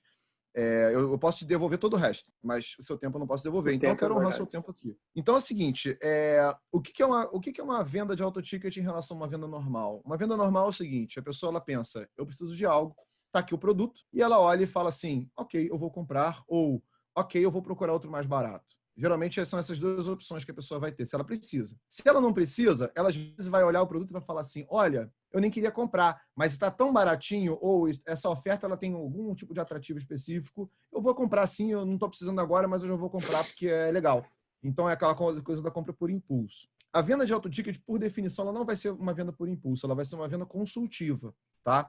Então, isso já é o primeiro ponto para você. Se você quiser vender algo de auto-ticket, você não vai vender para uma pessoa que acabou de comentar uma coisa no teu Instagram, para uma pessoa que acabou de te mandar uma inbox para perguntar quanto custa, como é que faz o seu trabalho. Porque se você já, na primeira abordagem, já faz uma oferta, o que a pessoa vai perguntar? Quanto custa? E se você disser que o negócio é caro para caramba, e assim, na percepção de quem não entende exatamente do que se trata, a pessoa vai dizer não. Então, assim, a venda de auto-ticket é uma venda consultiva. Venda consultiva é uma venda que demora tempo para acontecer. Você vai falar assim, mas eu quero vender rápido. Vai vender rápido ou vai vender produto barato? Assim, tipo, é assim que funciona. Por quê? Porque se você começar a pensar que a sua venda, na verdade, ela é uma decisão de compra, você passa a respeitar muito mais aquela hesitação do cliente, porque, na verdade, ele está decidindo se ele vai comprar ou não. Ele não está querendo te sacanear, ele não está querendo te fazer perder tempo. Mas é porque o cliente, ele de fato, não tem segurança para comprar de você ainda. Porque ele não te conhece, porque ele não sabe o quão bom é o teu produto, porque ele não entendeu exatamente como é que vai funcionar, ele não sabe se ele vai conseguir pagar, ele não sabe se depois que ele comprar, ele vai ter tempo de usar, se o resultado que ele vai ter vai ser o resultado que ele esperava, etc, etc. Então tem uma série de fatores para isso. Então é o seguinte, primeira coisa, uma venda de auto-ticket é uma venda consultiva. Quanto maior o teu ticket, quanto maior o valor que você está colocando no preço, né? Esquece valor agora, que a gente tem aquela definição de valor, que é o que a pessoa entende. Eu não vou entrar nisso, tá? Quanto maior o preço do que você está oferecendo, é o objetivo. Quanto maior o preço, mais difícil a pessoa vai tomar a decisão. E é assim que funciona. O que vai fazer ela tomar essa decisão? Primeira coisa, a sua oferta tem que ser coerente com uma coisa que ela quer. E muitas vezes a oferta ela vai precisar ser moldada para aquela pessoa. Então, por exemplo, quando eu vendo uma consultoria de auto-ticket, eu posso fazer posso vender para o Éder, por exemplo, falar o seguinte, olha só, eu vou te ajudar a vender mais daquele produto que para você é mais difícil vender, mas que tem a melhor margem. Para o Éder, isso talvez pode ser interessante. Para outra pessoa, eu vou falar o seguinte, olha só, eu vou te ajudar a fazer mais vendas e trabalhar menos. É o mesmo resultado, só que a oferta que eu vou fazer vai ser diferente. E isso é copy? É copy. Isso é persuasão? É persuasão. Então, assim, o motivo, ele tem que ter uma aderência muito grande com o que a pessoa quer, com o que a pessoa acredita que é importante para ela. E eu vejo muitas vendas de auto-ticket que não acontecem porque os dois não estão falando a mesma língua. E falar a mesma língua, gente, é fundamental. Então, assim, sabe aquela coisa que você deve ter visto já, pessoal, assim, que, fulano de tal tá gastando dinheiro da firma, tá usando o cartão da firma, tá usando o cartão corporativo. O cartão corporativo numa empresa, ele existe, de fato, e assim, eu já usei bastante, ele existe para você chegar e conversar com um potencial cliente, ou para você manter o relacionamento, ou para você criar esse relacionamento. E esse relacionamento permite que você entenda qual a língua que esse cara fala. Lúcio, mas no meu caso, eu vendo online, eu não consigo saber a língua que o meu cliente fala. Você tem ferramentas para isso. Se você não consegue conversar com o cara antes de vender para ele, você vai ter que dar um jeito de saber qual livro que esse cara lê. Você vai ter que dar um jeito de saber qual a inclinação que ele vai ter, se ele vai ser um cara, por exemplo, religioso ou não, se ele vai ser um cara que trabalha muito e deixa a família de lado, ou se ele é um cara que prioriza a família e deixa o trabalho de lado. Você tem que saber isso. Quando você sabe qual a língua que esse cara pensa, que ele fala, o jeito que ele pensa, você consegue fazer uma oferta que tem ressonância, que tem encaixe. Esse é o primeiro ponto. O segundo ponto é o seguinte, a relação de confiança. Porque, mais uma vez, o problema que faz o cliente não comprar de você não é porque ele não viu vantagem, é porque ele viu um risco que é maior do que a vantagem. Então, como é que você tira a maior parte desse risco? Detalhe, você nunca vai eliminar os riscos. Nunca. Tá? Então, assim, se você me contratar hoje, eu posso, lá, cair da janela, entendeu? Não sei, entendeu? As coisas podem acontecer. Pode cair um raio na minha cabeça. Sei lá, entendeu? Então, assim, existem riscos para quem está comprando de você. E quanto mais esse cara teve que se esforçar para ganhar esse dinheiro, mais ele vai dar valor ao dinheiro. Então, assim, esse cara tem que confiar em você. A venda de um produto de auto ticket ou de um serviço de auto ticket é sobre você. Não é sobre o seu produto. O seu produto é tipo assim, o seu produto é o meio que vai proporcionar para essa pessoa o que ela quer. A realização Mas é você dela, a realização. que vai funcionar. Exato. E essa palavra garantia, eu gosto muito dessa palavra porque todo mundo usa errado. Garantia não é você dizer que vai devolver o dinheiro se der errado. Porque eu lembro que eu falei aqui, 10 minutos atrás, eu falei, o seu tempo ele não volta. Imagina as suas expectativas. Imagina, por exemplo, olha só, imagina só, você vai vender uma festa para uma criança. E você vai fazer uma festa que custa 30 mil reais. Tem festa de criança hoje em dia que custa até mais do que isso. Você vai vender por 30 mil reais. Cara, não pode dar errado. Imagina essa criança que é uma festa da, sei lá, da galinha pintadinha, chega lá na hora e é um outro personagem. Ou tá feio, ou sei lá. Você não pode errar. Então, o que vai garantir que a pessoa compre uma festa de 30 mil reais para a criança dela? Não é ser a festa de 30 mil. É você dizendo, cara, olha para minha cara e vê se eu vou te deixar na mão. E você ser o cara que essa pessoa iria para a guerra junto, ser o cara que a pessoa confiaria a família dela, os sonhos que ela tem, os desejos que ela tem, cara, fica arrepiado de novo falando isso aqui, sério. É o que define que a sua venda de auto ticket vai acontecer. Porque sabe qual é o maior erro da galera que vende auto ticket? É ficar adorando a pílula, né? Tem um termo, né? Dorar a pílula, né? Fica Dourar ali, a pílula. Aí fica adorando a pílula, fica fazendo aquela... Tem que engolir, cara, entendeu? Acabou. Não é dourar a pílula. É claro que existe uma coisa que, assim, você não vai vender uma parada tosca, você não vai vender um produto feio. E, assim, eu recomendaria que você tivesse alguma coisa que fosse pelo menos na média. E aí o empreendedor ele tem essa dificuldade, às vezes, de olhar para si de fora, né? E aí eu recomendo que você tenha um coach, que você tenha um consultor, que você tenha um cara tipo Éder, um cara tipo Will, que vai olhar para você e vai falar assim, cara, tá fazendo merda aqui. Tá horrível. Mas o meu sentimento, cara, você quer vender ou você quer ser agradado? Tá ruim, não tá bom. Então, assim, às vezes, essa crítica de um consultor, de um mentor, ela é o que vai diferenciar você de perder uma venda, cara, porque o seu produto... Isso é muito bom, porque o mentor tem esse papel, o consultor tem esse papel. Né? O infoproduto, o cara da faculdade, um curso no Senac, não vai te falar isso. O consultor, o mentor, ele vai te falar. É obrigação dele falar. Porque nem... É a única função, basicamente, dele. A maior função desse cara é essa. Exatamente. É fazer ficar dolorido, porque só assim você vai conseguir evoluir. E, Lúcio, cara, obrigado pelo seu tempo. Para a gente encerrar, eu queria fazer algumas perguntinhas aqui para você, cara, que é um bate-bola de final mesmo de podcast. Então, papo, cara. Deixa eu te interromper rapidinho, que acabou que eu não te respondi uma coisa, porque o papo ficou bom aqui e eu não te respondi para onde é que vai o mercado. Eu acho que isso é uma coisa... Exatamente. Essa é uma coisa que eu acho que é importante colocar aqui. Eu vou tentar ser rápido aqui, porque a gente já está com o nosso tempo aqui. Bem lembrado até. Por mim, a gente ia direto. Mas vamos lá. Como é que eu vejo o mercado daqui a 5, 10 anos? Cara, eu vejo primeiro o seguinte. Estar no mercado não é mais um diferencial. Então, assim, teve muita gente que ganhou muito dinheiro Verdade, há um tempo cara. atrás só porque estava no mercado. E isso não é ruim, mas ganhar dinheiro sendo médio vai ser cada vez mais difícil. Então, assim, internet, de uma forma geral, tô falando de marketing digital, né? Era uma coisa que tinha uma demanda muito grande, uma demanda reprimida muito grande. Agora, todo mundo consegue comprar um e-book de R$17 e aprender como criar um site, como fazer qualquer coisa, né? E quando isso acontece, você vai ter o quê? Você vai ter um nivelamento para baixo dos preços. Então, assim, tudo que é oferecido hoje vai ter mais gente oferecendo. Quanto mais gente oferecendo, mais os preços vão abaixar. O segmento de AutoTicket, ele não sofre com isso, por quê? Porque você não está oferecendo só um produto, você está oferecendo uma solução. E a solução, lembra, a solução é uma solução personalizada e ela é baseada em você, no caso, você é o fornecedor, você é o seu coração, a sua cabeça, a sua visão. Então, quando você vende você não tem concorrente. Então, Ninguém assim, pode copiar, né? eu não sei o que vai ser do mercado. Eu realmente não sei dizer. Mas eu sei que a venda de serviços, produtos e serviços AutoTicket, ela vai continuar sendo lucrativa, talvez até mais, porque você vai vender a confusão sendo resolvida. Você vai vender a solução de um problema que está muito claro, que está muito nítido, que a pessoa já tentou resolver, não conseguiu, que já comprou e-book e não conseguiu fazer, etc. E assim, também não acho que a venda de AutoTicket resolve tudo. Tá? Só um pequeno porém aqui também, falando de futuro, que é o seguinte: a cada dia vai aumentar a quantidade de pessoas concorrendo com você. E esse seu cliente, quando ele compra de você uma vez, ele pode se tornar seu cliente de novo. Mas como o marketing vai estar cada vez mais disputando, o custo por lead vai ser cada vez maior, uma das coisas que eu vejo daqui a 5 a 10 anos é que a gente vai falar cada vez mais de LTV, ou seja, de você manter o cliente com você. E de você até, às vezes, pivotar o seu negócio baseado na sua clientela, como foi o caso que eu fiz. Eu tinha clientes de emagrecimento, eu tinha clientes que eram coaches. E detalhe, eu fiz isso simultaneamente, durante muito tempo. Eu tinha cliente de emagrecimento e tinha clientes que eram coaches que me viam ajudando a galera a emagrecer e ganhando dinheiro. E um negócio meio que alimentava o outro, né?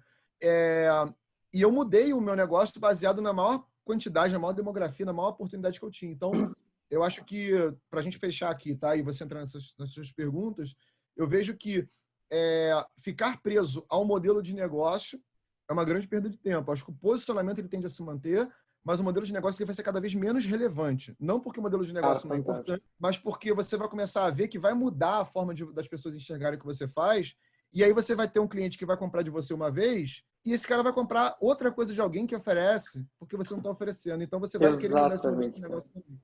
Então Cara, você falou tudo. Eu vejo mais marcas e menos negócios. Então, assim, a gente vai cada vez mais ter uma marca mais forte, e essa marca vai ter vários modelos de negócio que vão acompanhar esse cliente no longo prazo. É o LTV, é a maximização do lifetime value do cliente. Então, essa é a minha visão de futuro para todo mundo, independente do nicho que você esteja. Você acabou de enfiar uma espada no coração do plano de negócio. Aquele negócio já era, né, cara? A velocidade que o modelo de negócio pivota, cara, não vai dar tempo. Agora eu vou começar um planinho de negócios, acabou. Mas, a velocidade é cada vez mais importante. Exatamente. Cara, bom, vamos lá. Primeiro, antes, eu tenho umas perguntinhas aqui, aquelas perguntinhas dos bastidores que eu te falei, né, que o Tim Ferriss faz, eu separei algumas para você aqui, mas antes eu queria perguntar para você, rápido, sucinto, vamos lá. Como é que você fala inglês fluentemente ao ponto de traduzir simultaneamente o evento? Você morou fora já? É uma curiosidade. Cara, assim, eu tenho muita sorte nisso, assim.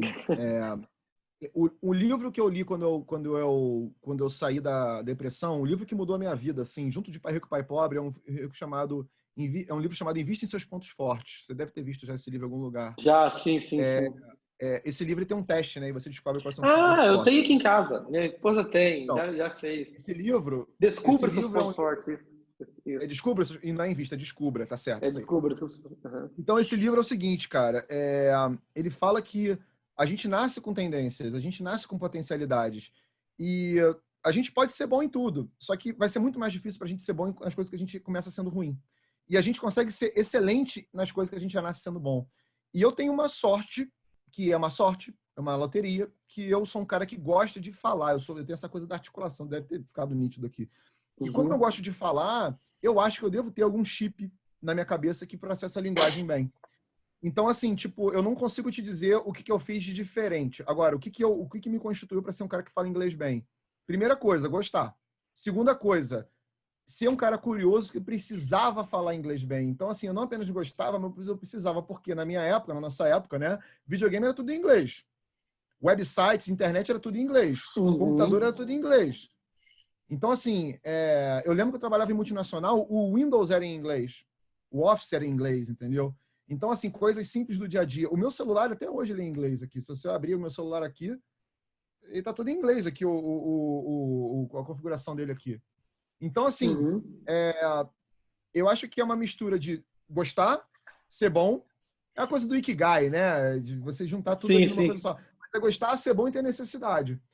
E aí, juntando com isso, eu gosto de música, cara. E música, não tem como fugir do inglês, né? Como sendo aí o principal lugar de onde vem as músicas, questões culturais, econômicas, tanto faz. Assim, não importa. O que importa é que tudo isso juntou. E aí, cara, eu nunca morei fora e eu lembro que é muito engraçado, porque quando eu sempre, olha só, aí que acontece, como eu falo inglês bem, eu sempre lidei com gringo, né? E eu lembro que desde o IBEL, eu fiz IBEL, né? A minha mãe me fez, a minha mãe me deu uma opção. Ou eu fazia, assim, classe média, né, cara? Eu te bota no curso de inglês e você... Ela falou, você quer aprender a falar inglês muito bem na cultura inglesa, ou você quer aprender uma coisa mais voltada para a fluência, que era o IBEL, que na época, eu não sei nem se existe o IBEL, deve existir, que já era um lugar que era o inglês americano, mais voltado em conversação e tal. Eu falei, não, eu quero conversação. E, cara, no IBEL, eu era o melhor aluno da divisão. Eu devia ser um dos melhores alunos do IBEL Brasil, assim. Eu era realmente muito bom. Eu era realmente muito bom. E aí o lance é o seguinte, cara, ouvindo música o dia inteiro, sistemas e tal, e aí, quando eu comecei a trabalhar, eu naturalmente comecei a lidar com gringo quando tinha gringo. Porque as pessoas falam, o Lúcio fala inglês bem, então fala lá o Lúcio. Então, é uma coisa que se alimentou, vamos colocar assim. E aí, isso. E aí os gringos chegavam para mim e falavam assim, não, você morou aonde? Como assim, morei? Não, você morou em algum lugar lá fora. Cara, eu só fui sair do Brasil. Eu só fui sair do Brasil quando eu já estava com... A primeira vez que eu saí do Brasil, eu tinha 27 anos de idade. Então, assim, tipo, eu já estava totalmente formado. Então, assim, eu acho que é uma daquelas coisas que a gente... No meu caso, eu dei muita sorte porque é útil, entendeu? Mas tem gente que tem essas capacidades de acolhimento, de entendimento, de ter paciência, eu não sei, de planejamento, de estratégia, e a gente tem que investir nisso. No meu caso, o inglês é porque aparece. E esse que é o problema, ou a solução, né? Porque as pessoas elas acham que elas têm que ter coisas que vão aparecer. E nem sempre, né? Eu acho que... Verdade. Né? Verdade. Enfim, meio que não foi uma escolha minha. Eu nasci com essa habilidade e eu investi nela. E você desenvolveu. Então... Legal. Lúcio, vamos lá. Uma grande mentira que contam no seu mercado. Pô, essa é fácil, né, cara? É a de que você tem que ser uma celebridade para ganhar dinheiro. Isso aí tipo, pô, na lata. Mas essa mentira, ela tem um porquê de verdade. Esse que é o problema, né? É óbvio que se você tiver uma grande personalidade, se você gostar de aparecer... E veja bem, eu sou um cara que tem uma personalidade, gosta de aparecer, mas eu não jogo esse jogo do influenciador. E eu acho que tem gente que joga bem. Por exemplo, falei a Laura Nesteru, que tem pessoas que eu admiro pra cacete, joga o jogo do influenciador. É aparecer mesmo, é estar ali o dia inteiro, compartilhar intimidade. Eu não gosto disso, entendeu? O jogo é esse. E se você joga esse jogo, você tem as regras desse jogo, você tem os benefícios desse jogo. O meu jogo é o jogo do conteúdo, é o jogo do relacionamento, é o jogo de ficar amigo de alguém durante 6 meses, 1 ano, para conseguir fazer uma venda de auto-ticket. Eu tenho essa paciência, eu gosto disso. Tem gente que não tem paciência. Aí jogar um outro jogo, é o jogo, de repente, do e-book, é o jogo do tráfego para um produto de baixo ticket. Cada um joga o seu jogo, mas essa coisa de achar que você tem que ser famoso ou que você tem que produzir muito conteúdo, veja bem, é bobagem. É bobagem. É bobagem. Livro que você dá de presente para as pessoas de coração. Cara, se eu tivesse que dar um livro para as pessoas de presente, seria esse. Cara, aí você me ferrou, assim. Eu sou um cara que lê muito, né? Mas, ao mesmo tempo, eu acho que o livro ele tem que ser de acordo com a pessoa, sabe? Eu acho que é uma grande maldade, às vezes, a gente pensar que a pessoa tem que ler esse livro porque você achou bom. E eu tô dizendo com muita humildade, assim, eu sou um cara que gosta de receber livro, sabe? Mas se você me der um livro de religião, por exemplo, eu não vou ler nunca. Assim, então vamos lá, então. Vou reformular a pergunta para ficar mais fácil. Um livro que você levaria... Ah, você vai responder? Porque, cara, desculpa, é porque eu sou chato. Mas, assim, isso foi só para te provocar. Mas olha só. Mas olha só, tem um livro que, assim, que é o livro que eu já mencionei aqui, que é o Pai Rico, Pai Pobre, que é o livro que muda a sua visão sobre como funciona o jogo, né, da vida, né? E eu acho que, assim, é um livro de fácil entendimento. Então, O que eu recomendo, Pai Rico, Pai Pobre, para 100% das pessoas que eu conheço. Não acho que ele resolve tudo, não acho que ele é o melhor livro que já existiu, mas eu acho que, assim, o principal mesmo é porque ele consegue fazer um clique na cabeça da pessoa. E eu acho que o livro ele tem que ser por aí. A gente até mencionou, né, antes de começar aqui, ó, tô com isso aqui, ó. Legal, cara. Cara, Na tá verdade, fechado. eu ia inventar E eu uma morri de medo pergunta de aqui abrir isso agora. aqui. Eu ia falar assim, imagina você, o Capitão América, congelado lá por 70 anos. Imagina que você vai congelar hoje e acordar daqui 70 anos. Qual livro que você gostaria de se deparar na sua frente? O único livro.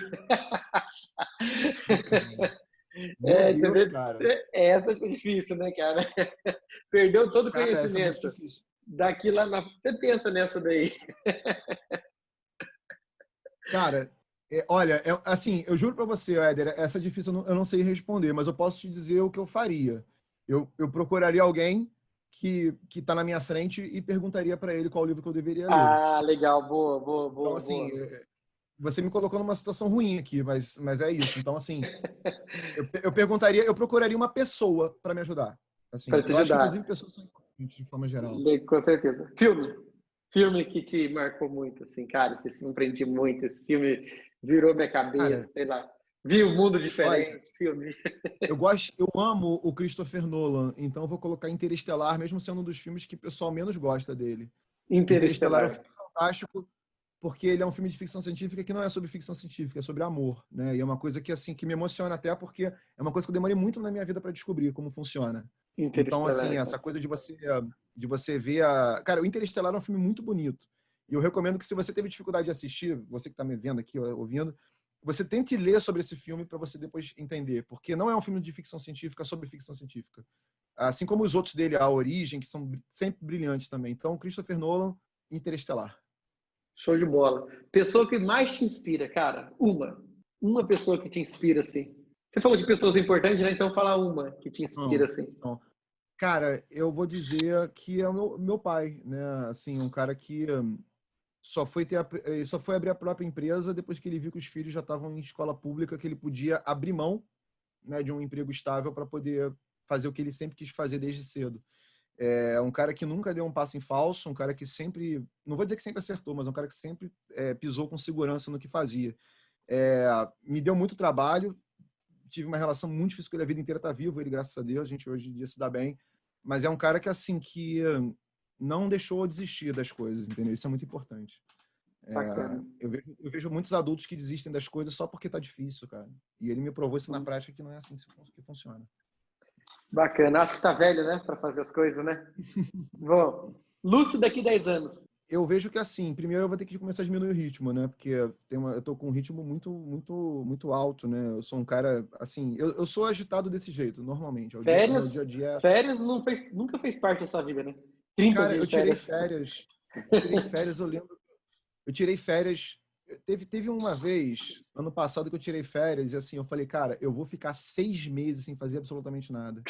Só que o problema é que eu tava solteiro. E o homem solteiro com dinheiro Não, não é não bom. faz verdade. Não, sério, porque você entra num ciclo de autodestruição. E me ensinou muito. Me ensinou muito. Então, assim, eu Uhum. nunca tirei férias. Eu tirava férias quando estava desempregado, basicamente. E eu estava sempre com um projetinho. Quer dizer, eu nunca parei, né? E aí, Uhum. ano passado, eu fiz isso. Então, assim, eu pulei de paraquedas, pulei de parapente, pulei de asa delta, aprendi a voar de parapente, comprei um parapente para mim. Então, Que eu fiz um monte de doideira, coisa, um cara. monte de doideira e tal. Só que eu acho que, assim, férias é uma coisa que você tem que ter de vez em quando é importante, né? Mas aí você tem que usar ela para pensar, não para se divertir só, entendeu? Eu acho que férias é um momento de se reorganizar. Daqui a 10 anos eu tenho que diminuir o ritmo. Espero estar com os moleques aí, né? Tá com os moleques remelento aí. É, e, cara, eu vou estar fazendo basicamente a mesma coisa que eu faço. Provavelmente eu vou estar menos impaciente. Olha que eu estou falando de paciência sendo uma coisa importante. Eu não tenho paciência, mas eu estou desenvolvendo ela. Acho que eu vou estar mais compreensivo também, porque é um erro muito grande que eu tenho. Não é nem querer que as coisas sejam feitas rápido, mas de uma certa maneira julgar muito rápido. Eu julgo muito rápido as coisas. Isso ajuda a tomar decisões, mas ao mesmo tempo me faz perder certas nuances. E eu acho que minha busca é essa. Quer dizer, eu falei de Interestelar, um filme sobre amor, né? Eu tô Legal. falando Vou de umas assistir esse filme, cara. Gostei. Olha, recado pro Lúcio de 10 anos. O que você falaria pro Lúcio 10 anos atrás? Você tá olhando para ele agora. O que você fala? 10 anos atrás. É, Cara, uma coisa que eu aprendi recentemente, quer dizer, recentemente, uma coisa que eu aprendi assim, assim, poucos anos atrás, é não tenha medo das responsabilidades, elas vão te ajudar a ser um cara melhor. Eu fugi legal, muito das cara. responsabilidades, acho que foi o maior erro que eu tive na minha vida, assim, colocando em termos gerais, porque eu sempre busquei o que me satisfaria mais, não o que me construiria mais. Então, cheguei num momento da minha vida, nesses 30 anos de idade, que eu era um cara bom, né? Sabia fazer as coisas, feliz a princípio, mas eu era um cara muito frágil internamente, eu não sabia quem eu era, porque eu evitava as Uhum, responsabilidades, então não me testava. Sabe aquela coisa da pessoa que tem baixa autoestima? Era eu. Mas por uhum, que eu tinha baixa uhum. autoestima? Porque eu não fazia nada que me testasse. Se fosse difícil, eu fugia. E meio que de uma certa maneira funcionava. Mas quando você faz coisas difíceis e você encara e você não desiste, vai até o final, aí que você sabe quem você é de verdade. Então, não Cara, fuja das fantástico. responsabilidades. Luto de 10 anos atrás, luto de 20 anos atrás, não fuja. Não, assim, vai de frente mesmo. Você é maior do que elas, com certeza. Fantástico, cara. E para concluir, essa é a pergunta. Ela é fácil, é uma pergunta fácil. Recado para quem, cara, quer ser seu próprio patrão, ser dono do próprio tempo, o cara que quer realmente assim fazer uma transição, pivotar de um CLT para empreendedorismo, para quem de fato quer queimar a ponte. Qual é o recado, cara? Cara, eu vou dar um recado filosófico e um recado prático, tá? Porque eu acho que são dois ângulos que eu posso abordar aqui. O recado filosófico é o seguinte, cara, tenha coragem, né? E a coragem você consegue fazendo coisas difíceis, pequenas. Então, assim, você consegue coragem estando com as pessoas certas ao seu redor. Isso significa não dar atenção às pessoas que não estão te ajudando. É, significa você frequentar ambientes que te edifiquem, que te tornem uma pessoa melhor. E eu acho que às vezes a gente não tem coragem de fazer, né? Porque a gente não se constituiu. Então, não tem problema você não ter a coragem agora, mas você tem que ter isso como uma meta. Você tem que ter isso como uma busca. Então, faça coisas difíceis, né? Ande com as pessoas certas, aprenda as técnicas necessárias e a coragem ela vai vir. E ela nunca vai ser o que vai te empurrar para frente. O que vai te empurrar para frente é o seu coração, é o agir, né? Mas a coragem ela meio que vai te dar essa sustentação. Então, assim, eu me considero um cara bem corajoso hoje em dia, porque várias experiências que vão trazendo pra gente isso. Quer dizer, tô abrindo meu coração para você, tô falando de amor aqui numa live, só falar de marketing e venda. O amor é importante pra cacete, as pessoas são importantes. Uhum, E o ponto prático que eu quero te dizer, e isso talvez até vá um pouco, né, em contrário a uma coisa que o mainstream fala, é o seguinte, cara, nunca abra mão de receita. Nunca abra mão de receita.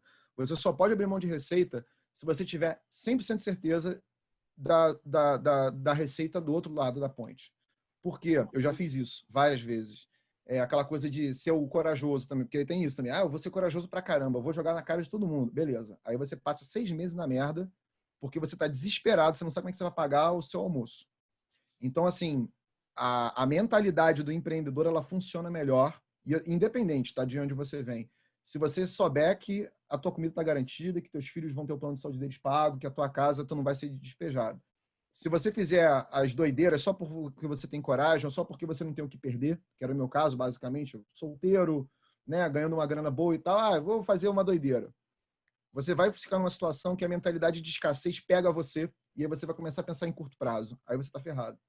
Porque quando você dá um passo, um salto, e você abre mão de receita, dinheiro, cara, é o que move o mundo. Claro, se você uhum. juntou dinheiro, se você tem uma situação confortável, ok. Então faça isso. Mas você não pode ser um cara, por exemplo, sei lá, vamos pegar um cara, funcionário da Petrobras, do Banco do Brasil. Vai abrir mão do que você tem para nada. Para daqui a 6 meses a sua empresa dar dinheiro. Não, ela vai ter que dar dinheiro enquanto você está ali. E eu sei que Uhum. vai ter gente que vai discordar, ok, não tem problema. Mas eu acho que queimar a ponte é uma coisa que, para muitas pessoas, desencoraja. Então, assim, faça o que você tiver que fazer, fica sem dormir, entendeu? Fica, meu irmão, vende o almoço para comprar janta. Mas não abra mão de receita, principalmente no início, porque a insegurança que a perda de receita te dá, ela não é compensada pela liberdade maior que você vai ter para o seu novo negócio. E o novo negócio, ele demora um tempo para ganhar velocidade, né? Então, é isso. Mas, assim, tenha coragem também. Não estou dizendo para não fazer. Só estou dizendo para você acertar esse ponto do dinheiro. E é só o dinheiro só. Não estou dizendo outras coisas. É só o dinheiro. Então, às vezes, você, sei lá, divide com alguém a responsabilidade, coloca um funcionário que você paga o seu salário atual antes de você se dedicar 100%. Tem estratégia que você pode fazer com isso. Ou entra em sociedade com alguém que já tem uma empresa primeiro, depois você separa a empresa. Tem várias formas de você fazer a coisa sem que você queime a ponte e fique sem grana. Porque, cara, assim, só quem já passou por isso, você deve ter passado por isso já, né? Só quem já passou por isso, ficar com a faca no pescoço por 1 ano, por 2 anos, sabe como é que é. É muito difícil. A sua vida, Sim. ela desaba. Ela desaba.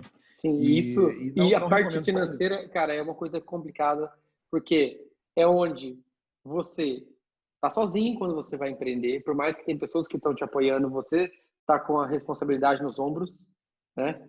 E um cara, ou até uma mulher, que seja um cara de uma forma geral, né?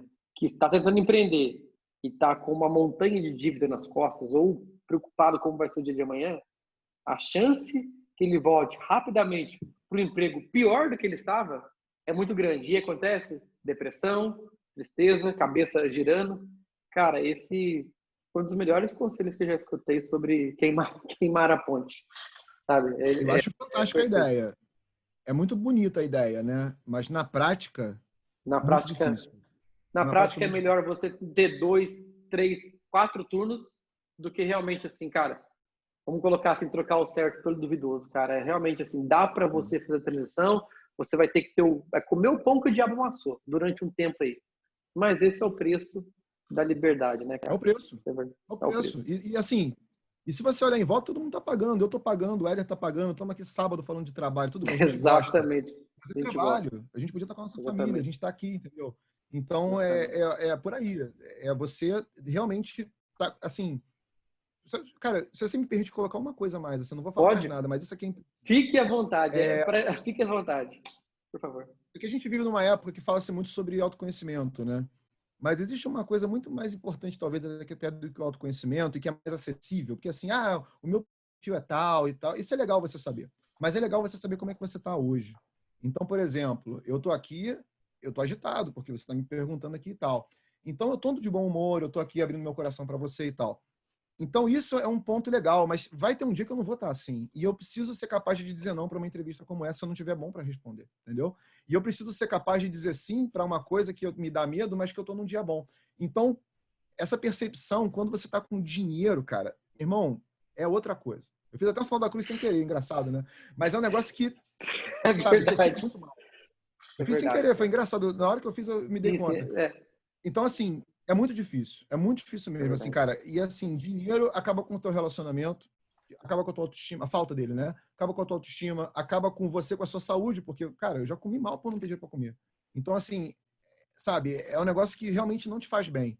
Então, não estou dizendo que o dinheiro é a parte mais importante, mas garante o dinheiro, porque se a sua autopercepção ela for de que você está mal, você vai tomar decisões ruins. E aí você vai ficar focado no curto prazo, você vai querer, às vezes, empurrar no teu cliente uma coisa que ele não precisa porque você precisa do dinheiro, você vai fechar com um cliente que é abusivo, cliente que não é honesto, você vai fazer negócios com pessoas que você não faria porque você está indo no desespero. E eu não estou dizendo que não é para fazer, eu não estou dizendo que o jogo não é esse, mas, pô, cara, você está com sei lá, um colchãozinho com você e você tomar essa decisão com calma, nossa, é outra vida, cara. Eu já tomei decisões com a faca no pescoço e sem a faca no pescoço. É totalmente Totalmente diferente. diferente, cara. É totalmente diferente. Exatamente. Então é isso, Lúcio, cara, autopercepção. obrigado, cara. Obrigado aí pelo seu tempo. Foram o Valeu, quê? eu 2 horas, agradeço. cara. Quase 2 horas. Não, mais de 2 horas de bate-papo. Vamos ver se o Zoom aqui mostra pra gente.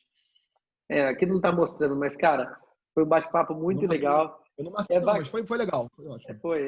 é bacana porque conversar com pessoas assim, cara, que realmente é a vida como ela é de fato, né, cara? Sem filtro. Acredito que você nem Sim, estava tão preparado para essas perguntas, mas é assim mesmo. eu não Eu estava gosto de preparado, pegar não. pegar as pessoas de surpresa. Mas assim que é bom, eu acho que é assim que é legal. Porque aí você vê quem a pessoa é de verdade, né? Se a pessoa tiver tempo para se preparar, ela vai se bloquear também.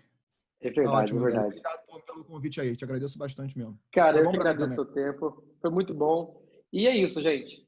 Quem gostou, comenta, manda direct lá. Enfim, faz aí dá um curtir, coisas do tipo, né? O pessoal das celebridades gosta, né? Mas eu Deram espero uma prova que social pro Éder aí, pô. Dá uma moral pro É, cara. é, exatamente, mas eu espero que, acima de tudo, esse bate-papo aqui tenha agregado alguma coisa, pelo menos uma parte dele tenha ajudado você a tomar uma decisão mais acertada quanto ao seu presente, ou quiçá até mesmo seu futuro. Eu vejo você no próximo podcast Loucademia de Polícia. Loucademia de Polícia, não. Loucademia de Empreendedores. Até mais, gente. Sensacional. Abraço, galera. Valeu. Até mais. Tchau, tchau.